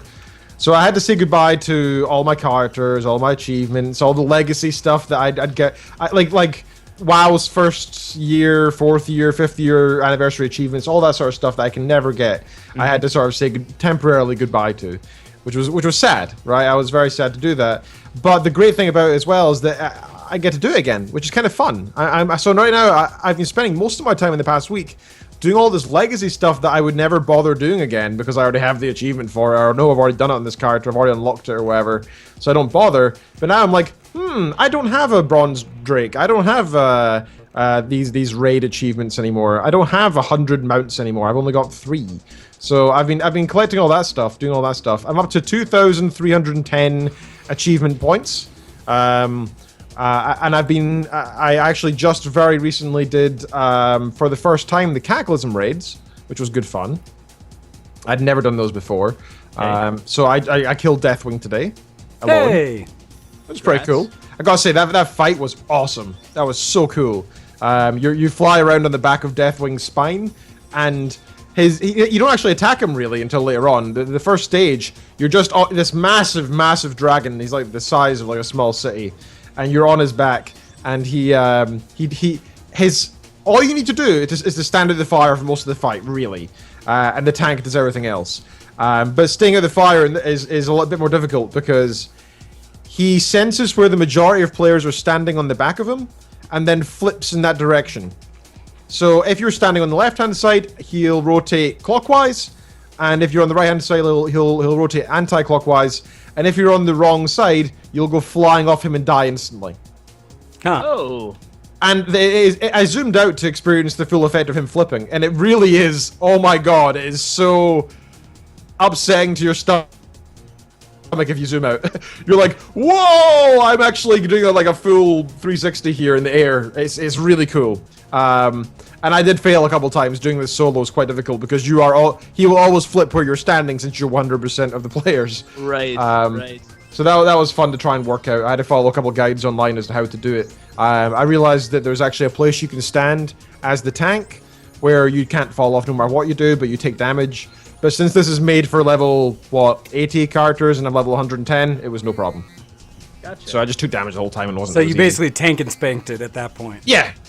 And there's still some strategy involved, and it took some time just to learn it more than anything, and that was nice. It actually required some thought. That was kind of enjoyable. But the new expansion is great fun. The new class is surprisingly fun. I was going to ask, what's your? Do you have a demon hunter running? Yep, that's my max level right now. My only max level.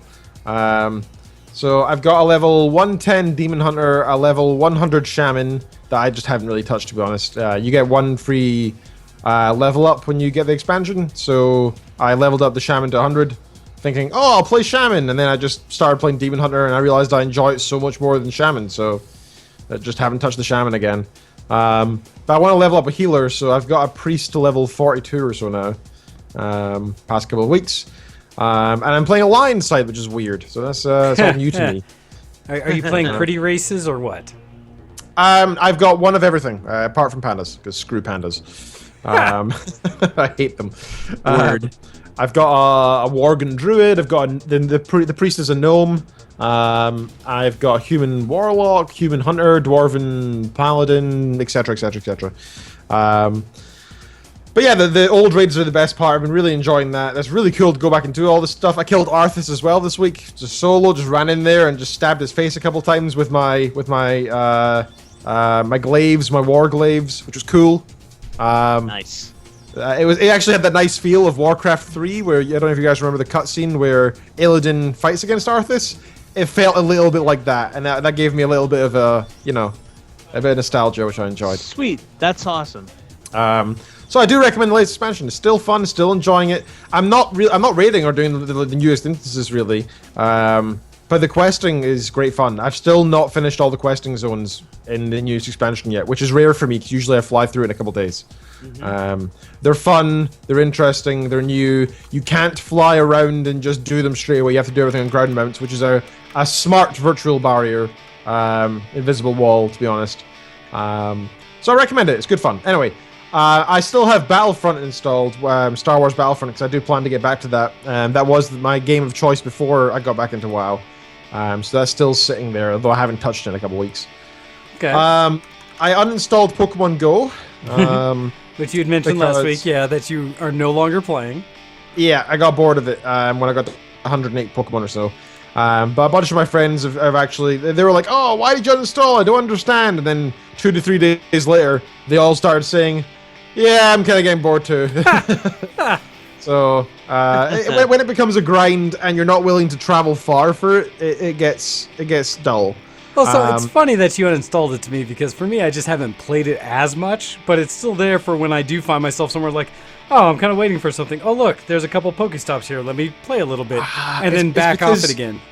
It's because to me, I always have one game I'm playing a lot on my phone, whatever it may be. I just play the crap out of a certain game. And right now I'm missing one now, and I've lost Pokemon because I'm bored of it, but I'm looking for the next one. So if you guys have any recommendations, either of you or any of the listeners, send them into showx@vtwdirections.com. I'd appreciate that, because I need some more recommendations. I've downloaded a couple new ones, but I've not tried them yet. 10-10. 10-10. 10-10. I do not know what 10-10 is. And a lot Naruto. It's a Naruto character, yeah. Yeah. No, it's not the Naruto character. Brutally simple, annoyingly hard. My wife has a higher score on it than I do. Well, so I had to have told this story. Like, for Christmas a long time ago, my parents bought us a vintage 1985 pinball machine. Oh, that's cool. And my dad read how to set it up so that you didn't need quarters. You could just push a button and it would pretend like quarters were going into it. You just do it with a doorbell. It's pretty easy. Oh, nice. So he set that up, and then in order to inspire me to play it, I guess, they took the glass off the play field and let my sister play for like 45 minutes without losing any balls, essentially. So they just saved it all the time. And then she set a score of like something like 2.7 million. And the scoring, this is not like the modern pinball machines where you can score 100 million points and like nothing at all. But this was in like 1,000, 5,000, 10,000, 50,000 increments. Okay. So she put up a score of like 2.7 million and was the number one score on the machine. And I played it obsessively for about 7 months until not only did I have the high score on the machine, but that 2.7 million score wasn't on the high score list anymore. Until you knocked it off. That's some competitiveness right there. Get out of here! It was only then that they told me that that score was achieved by taking off the glass, and then I felt like I had wasted my time. But no, it just proved you were even better at that point than that. Yeah. So I've now installed 1010, so I'll give that a shot. Fantastic. So yeah, if anybody else has any other recommendations, very much welcome for Android, FYI, and not for tablet or phone. Even though my phone is the biggest phone available in terms of screen size, it still doesn't let me install tablet stuff, even though it could totally handle it no problem, which is a pain. I know, I hate that. Speaking of phones, and I have a nice phone. I like my phone. It is good. However, my 2-year contract runs up in 2 weeks. Or less than that, actually, in 1 week now. And as such, I'm looking into new phones.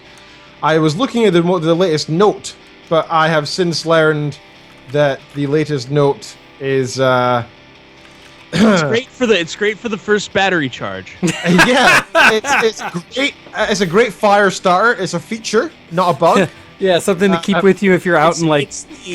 It's the Prodigy, the band Prodigy Memorial Galaxy Note. Yeah, the Galaxy Note 7 Prodigy Edition. Fire starter!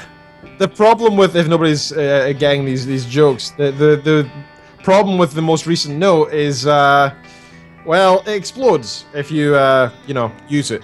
Yeah. If you let the battery charge at all. Yeah, it's a low to medium risk, which is surprisingly high. Only half of them explode if you charge the battery. It's 50-50. It's playing Russian roulette with a coin. Enough so that they've been banned from pilots having them in planes or charging them while in a plane. It's been banned from so many different things.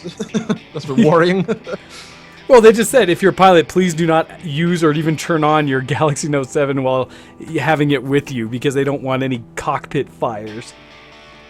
Well, I know that the government's actually getting involved in several countries to help with the withdrawal of these phones, which shows how big a deal this is. This is not. This is not. There was one phone that did it. This seems to be quite a big problem. So if you have a Note 7, you return it, get a full refund. And what they're trying to do is return it as soon as possible. They're trying to get everything back. Yeah. So they can fix the problem. So it's so that one of their phones doesn't accidentally set up a chain reaction and blow up a building in central New York or something. Yeah, they don't want any more bad PR. That's right. PR. Only pressure cookers are allowed to blow up in central New York. Well, that's that's Chicago. Jeez. Speaking of which, wait, no, you're right. The new one was New York. Was that a pressure cooker? The new one is New York. Yeah. What have you guys heard of the news? Last I heard actually hadn't heard any details. I heard the same thing you did, Ken. Is like 27 injured. They found one on like 23rd Street in the Chelsea neighborhood, and they found another one at 27th Street, and the one on 27th Street was supposedly a pressure cooker. Gotcha. So some sort of pressure cooker like incendiary device. Yeesh. Yeah. And that's really all I know. The photo was posted on Twitter of the second bomb, the pressure cooker, and it is just a pressure cooker. Yeah. It's a pressure cooker attached to like a battery from the looks of it, which is kind of odd. Well, but the problem is anything that can hold a lot of pressure when it finally gives is violent. Yeah. And so those are bad. Yeah. Very bad. That is a smart move. That pressure ends up acting as an accelerant, as I'm sure everybody. No, I don't know. I've never used a pressure cooker in my life, so I'm not aware of the details of how it works. But, Jesus, crazy stuff though. So I think there's been no deaths though. I thought it was 29 injured, but no. Yeah, I've only seen injuries too. I hope that's the case. State information. An odd kind of blessing, but yeah. there's that. So, if you, it sucks that this is still happening, but shout out to all the families of those hurt, etc., etc. I hope everybody's well, and hopefully we catch those who did this soon. I don't know how we got into that, but yeah. So if you guys have any idea of what a new phone as well, so my opinion on phones is that I don't necessarily care about. I like the best phone, right? If I'm happy to pay more to get the best currently available phone available. That makes me happy. Well, new iPhone 7s are available now, right, Ken? Don't get me started. I am not any way, shape, or form ever going to get an iPhone after this colossal failure from Apple. Did you know that there was actually a phone in 1995 which had the exact same problem where you had to use a specific adapter in order to use headphones? This was something that was common 20 years ago when mobile phones were becoming a thing. Yeah, but and see, Apple now knows... gonna party like it's 1995. Just crazy to me. It's not a thing until Apple makes it hip. It's just crazy. And it's actually funny of having a single port, and I understand why they did it. Because they wanted to have their device thinner, right? And the only way to have it thinner is not to have a Stephen King book or a terrible film, but is to they had to remove the 1.5 millimeter or 1.4 millimeter headphone jack, whatever it is, because that was literally the only thing restricting how thin the phone could be, because they couldn't go any less than that. Yeah, you needed that thick. Well, that and allowed them to create one less entry point for water and things like that to help the water resistance. There's lots of reasons they did it. It's still a challenge that they're trying to push the industry in a way where not everybody can completely get away from having a jack like that, because too many people still rely on it for their regular headphones, let alone plugging into older cars and stuff like that don't yet have Bluetooth enabled. And it's just a challenge because the way Apple is, where, okay, yes, there's still a means to which you can connect a traditional headphone jack, but it costs more. Like, I think people would be less up in arms if they sent it with the adapter. That's why I got an iPhone 6 SE Turbo Plus Bonkers edition or whatever. Let's say iPhone 6 Plus, because it does everything I need it to and still has a jack. Yep. So I'm looking for something either Android or Windows-based, maybe. I'd rather stay in the Android spectrum, to be honest. I really wish there was a new Nexus coming out soon, like really, really, really soon, so that I could get one of those, because I love Nexus devices for the sole reason that they don't have any bloatware. I hate bloatware. I hate being forced to use specific apps. Yes. And I'm happy to stay within the Google spectrum because... Wait. So you're using Android, which is so bad at app management that you have to use Advanced Task Killer in order to not to keep it running your battery every day, all day. And my battery's not terrible, to be honest. It's not the worst. But then again, it's not a problem for me because I'm walking around with a 25,000 MUH or whatever the term is battery, which cost me like £60, so that I never have a battery problem in my life again. So okay, no, never mind then. But yeah, so if anybody has any suggestions for a top-of-the-line phone, one that's got a nice big screen, great camera, preferably one of the best processors available so that I can play games, and a big battery life, preferably the currently best in the market in terms of specs, get in touch. I found one that was really cool. You know the company Cat, who make like boots and stuff like that, and socks. Okay, but okay. Okay, well maybe it's a UK thing, but they make they make just hardcore workman socks and shoes and stuff like that, and it's sort of for the industry of bricklaying and building stuff, engineering, that kind of industry for manly men is the idea. Okay. Well, Caterpillar, sorry, is the film name. Gotcha. So Cat isn't Caterpillar. Yeah, that makes sense. So that they make bulldozers and other things too. Yep. As well as apparently menswear. By the way, Wayne, I know them. You are banned for doing a Google image search with the terms cat socks. You are banned. You cannot do it. But cats with socks. I'm not going to lie, Kitten Features has several cat-themed socks. Anyway, So this company created a new phone, which is looking pretty cool, to be honest. It's not the best it's not got the best screen. It's not got the best camera in terms of megapixels. It's not got the best processor. It's got an okay one, mind you. And it's a fair looking modern phone with an Android backend. However, the cool thing about it is it's the first ever mobile phone with a genuine infrared camera. Huh. Okay. So you can actually... So if you were working as somebody who sells double glazing, and this is what they use for the advertising spiel, I think. Okay. You could go to somebody's house and say, look where heat is escaping from your house. And you'll see bright red around the windows. And you'll see exactly where all the heat's escaping. Yeah, they've had a few that have done cool. FLIR cameras now. FLIR has some cases and such and adapters that you can put into your smartphone, so that FLIR, the company behind essentially infrared as a major industry, has made ways that you can adapt infrared to your regular everyday usage, which is actually pretty cool. It's more a toy than anything for me, but yeah, you could definitely use it in an industry. Which I love the idea of, and it's also fully waterproof, I believe, so it's more for functionality than it is for having the currently the best high processor gaming phone. So it's a cool idea, and it's nice to see the industry going in a different direction as well, and I'm all for that extra kind of competition. So it's really cool. But that's the end of my stealing the show. I do have an article that I'm ready to go on later when we're ready, but let's continue on into the next section, shall we? So, as the music has been playing for some time now, we will officially say that... Technology, news, and more, today on the Geekoscope. For the last 10 minutes of the show, we can get into an article or two to talk about what things are interesting to us now. So, Ken, go ahead, lead us in with your article. Yay! Okay, because this is hilarious and a rage-worthy one, I believe.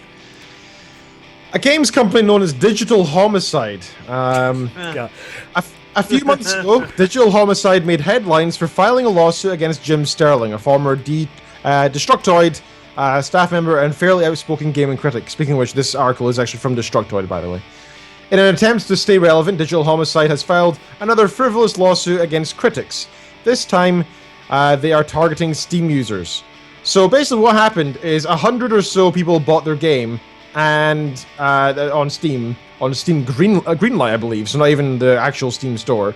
And they reviewed it afterwards, saying, "This is a steaming pile of poo. Never buy this," which they are entirely entitled to do. It's freedom of speech, and the functionality is there for a reason, right? And it's a commonplace in Western society where Amazon, eBay, random websites around the internet, Steam as well, have the ability for customers to review their product. And often they even have a little ticky box that says, I have bought this product, or there's proof that I bought this product, as well as I have been paid or given this game for free. So it's quite a fair system we've got these days. However, this is the first time, I believe, in history that a company who's put their game on Steam is actually trying to sue Steam users, anonymous Steam users, I might add, for giving bad reviews on their game. They've actually filed to get the through Freedom of Information Acts in the UK, and some other, I don't know what you guys do in the US for it, but to try and get the names of these people, these users, so that they can sue them. But they're suing each one for something stupid like $18 million or something, I think it was.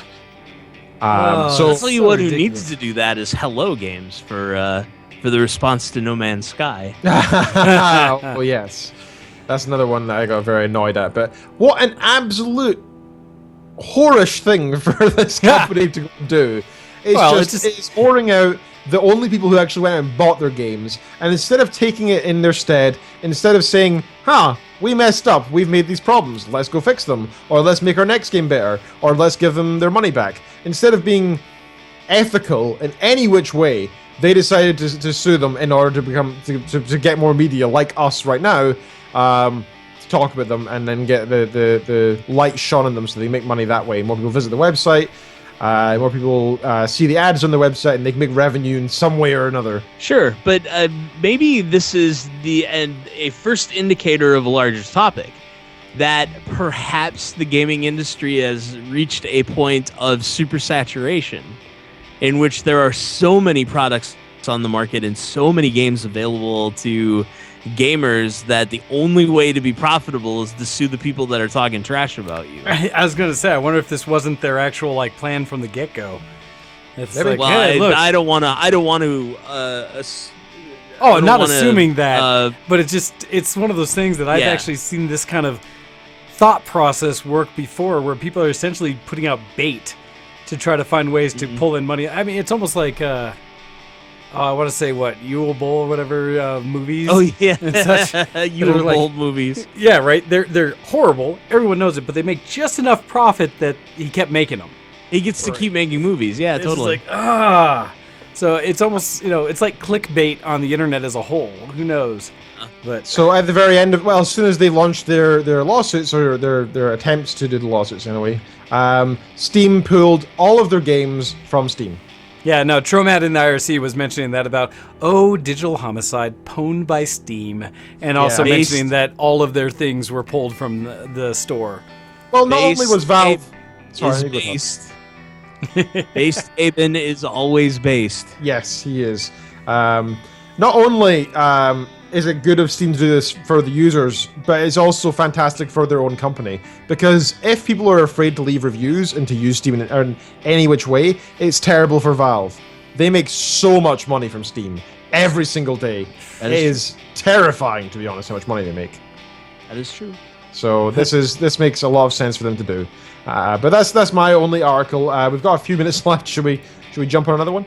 Well, so I have a quick one. It's just a heads up because it's something I find dear to my heart, kind of thing.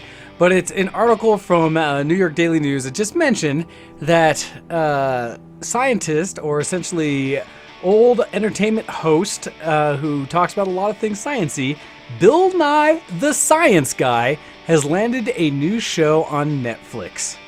Hey, and so a heads cool. up to people that, for me, I say it because I really enjoy the things that Bill Nye supports. There's a lot of things trying to dissuade his credibility, although he is an intelligent person who pushes fact of science as his primary platform. But it says Bill Nye is going to be a Netflix guy. The streaming network announced plans to launch a series, Bill Nye Saves the World, hosted by the famed scientist, author, and TV personality. Each episode will tackle a chosen topic from a scientific point of view in an effort to dispel myths and refute anti-scientific claims that may be muddling the issue. Topics will include vaccinations, genetically modified foods, and climate change. According to love Netflix, it. That's great. Nye will present guests, conduct experiments, and ultimately let the facts lead each episode's exploration. And Nye says, we'll do our best to enlighten and entertain our audience, and perhaps we'll change the world a little. It says it starts next spring and marks a return to the series TV for the star of Bill Nye the Science Guy. So for me, that was just a little bit of happy news. Congratulations to Bill Nye. Yeah, that's great. Right? And by the way, how far have we come since the original sort of Carl Sagan Cosmos Oh, yeah. TV series, right? Which is still great, by the way. I'd still recommend you go watch. No. By the way, absolutely required viewing for anybody remotely science geeky in any way, because just listening to Carl Sagan talk for that number of hours is just like total nerd porn. You've never experienced passion for science like himself, because he is just the man.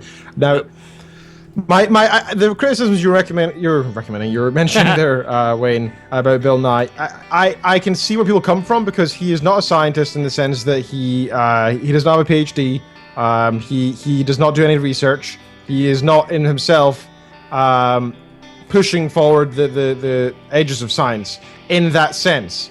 Not in the traditional sense. Instead, he's increasing people's viewpoint of science, making the general public learn more about science, and encouraging people to get into science. Yep. And that is enough. That is a bigger thing than most scientists do, in my opinion. Well, so and he never don't get me wrong, claimed- I love the guy, but he is not a scientist in the sense He never that claimed to be a scientist, right? It's Bill Nye the Science Guy, in the sense that he was bringing up science in an entertaining way and really encouraging people to be more aware of the world from a scientific perspective, and that he's a big advocate for letting science and the facts guide how you look at the world versus just opinion. He's part of the evolution from Carl Sagan to Bill Nye the Science Guy, which we all remember in the 90s, to like Neil deGrasse Tyson now. Yes.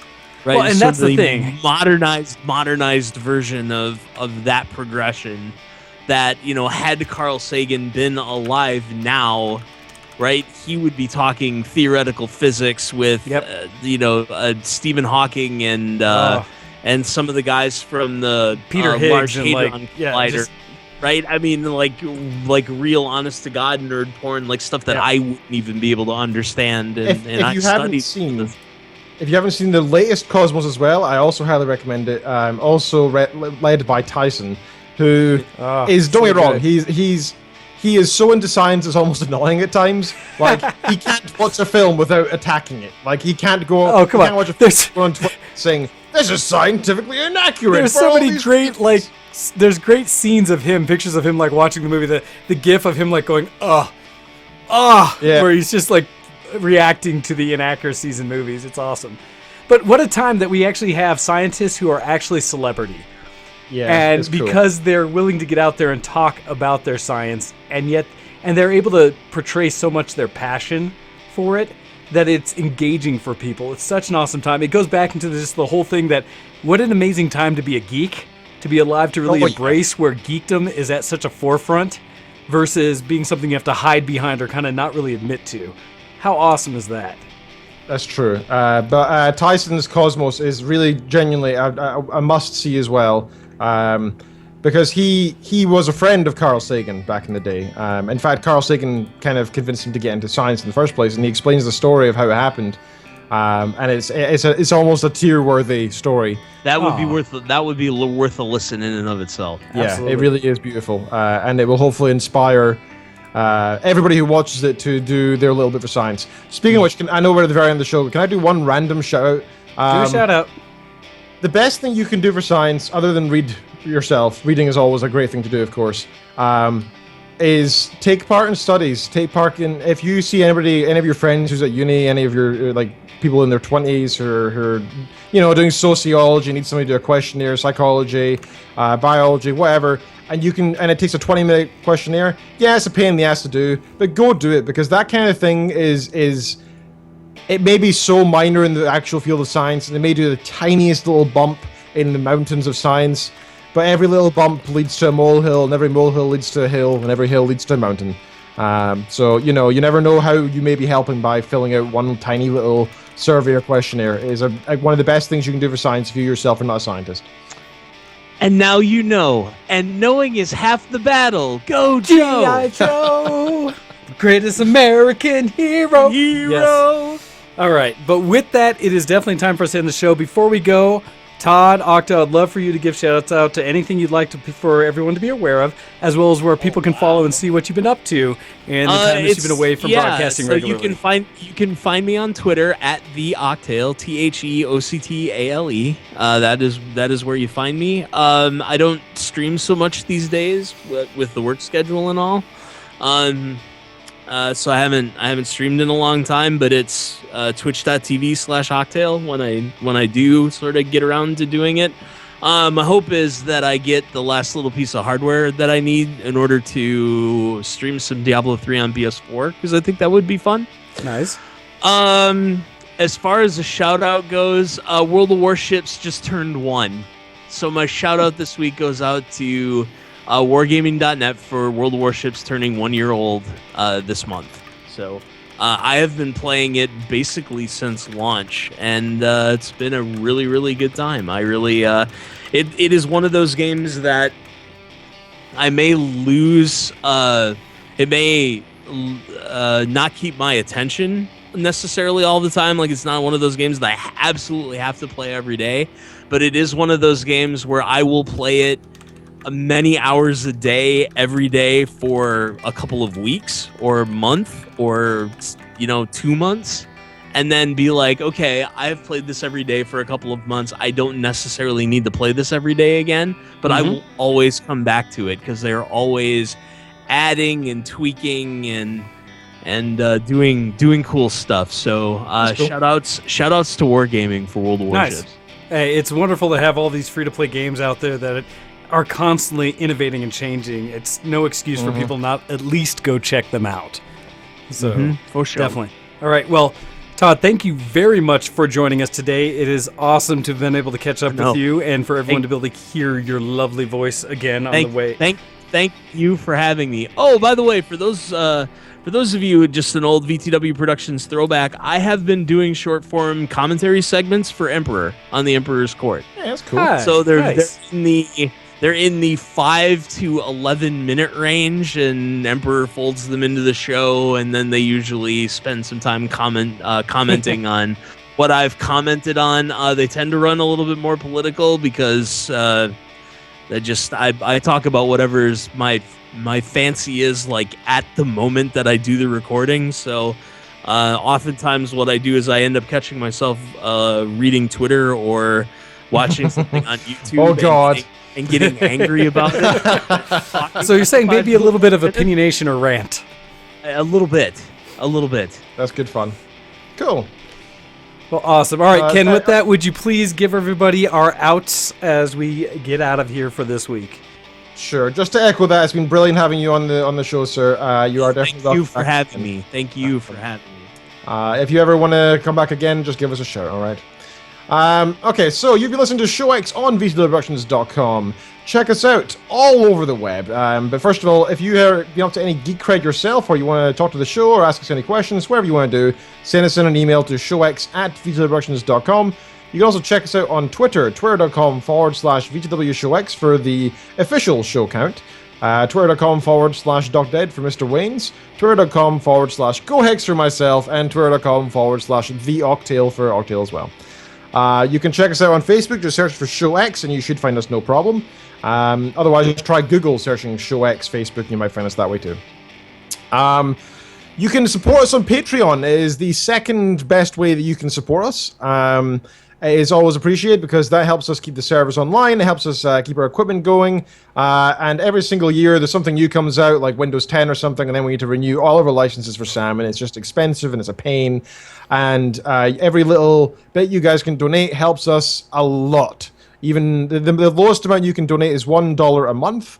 Or you can do a one-time donation, then cancel it straight away if you want as well. Everything is appreciated. The other way you can support us, which is just as good, just as fantastic, is to share our stuff online. If you're on Twitter or if you're on Facebook, if you just have friends that you want to recommend the show to, that would be absolutely fan-dabby-dozy. Even if it's just a specific thing, like saying, hey, these guys brought up some interesting points about Donald Trump and Hillary Clinton today. You should listen to it. You could say that, and they can come listen, and who knows, might become a new listener. And that's another great way of supporting us. Finally, I'd like to give a shout out to Alpha Geek Radio, because those guys are fantastic. They always help us out by letting us host and live stream there too. So thanks to Nomize and his crew for all of that. And thank you, Mr. Wayne, for having us on the show today. Well done running it again, as you always do, fantastically. All right. Well, thank you, everybody, for listening in this week. And please check out all the shows on VTWProductions.com. And we will catch you again next week. For those who will be joining in the gaming night afterwards, jump into the TeamSpeak. All the details are on the front page at VTWProductions.com. I will catch you guys next week. And until then, happy sports ball to everyone, because it's that time of year again in the U.S. So we'll catch you guys again next time. Have a good one.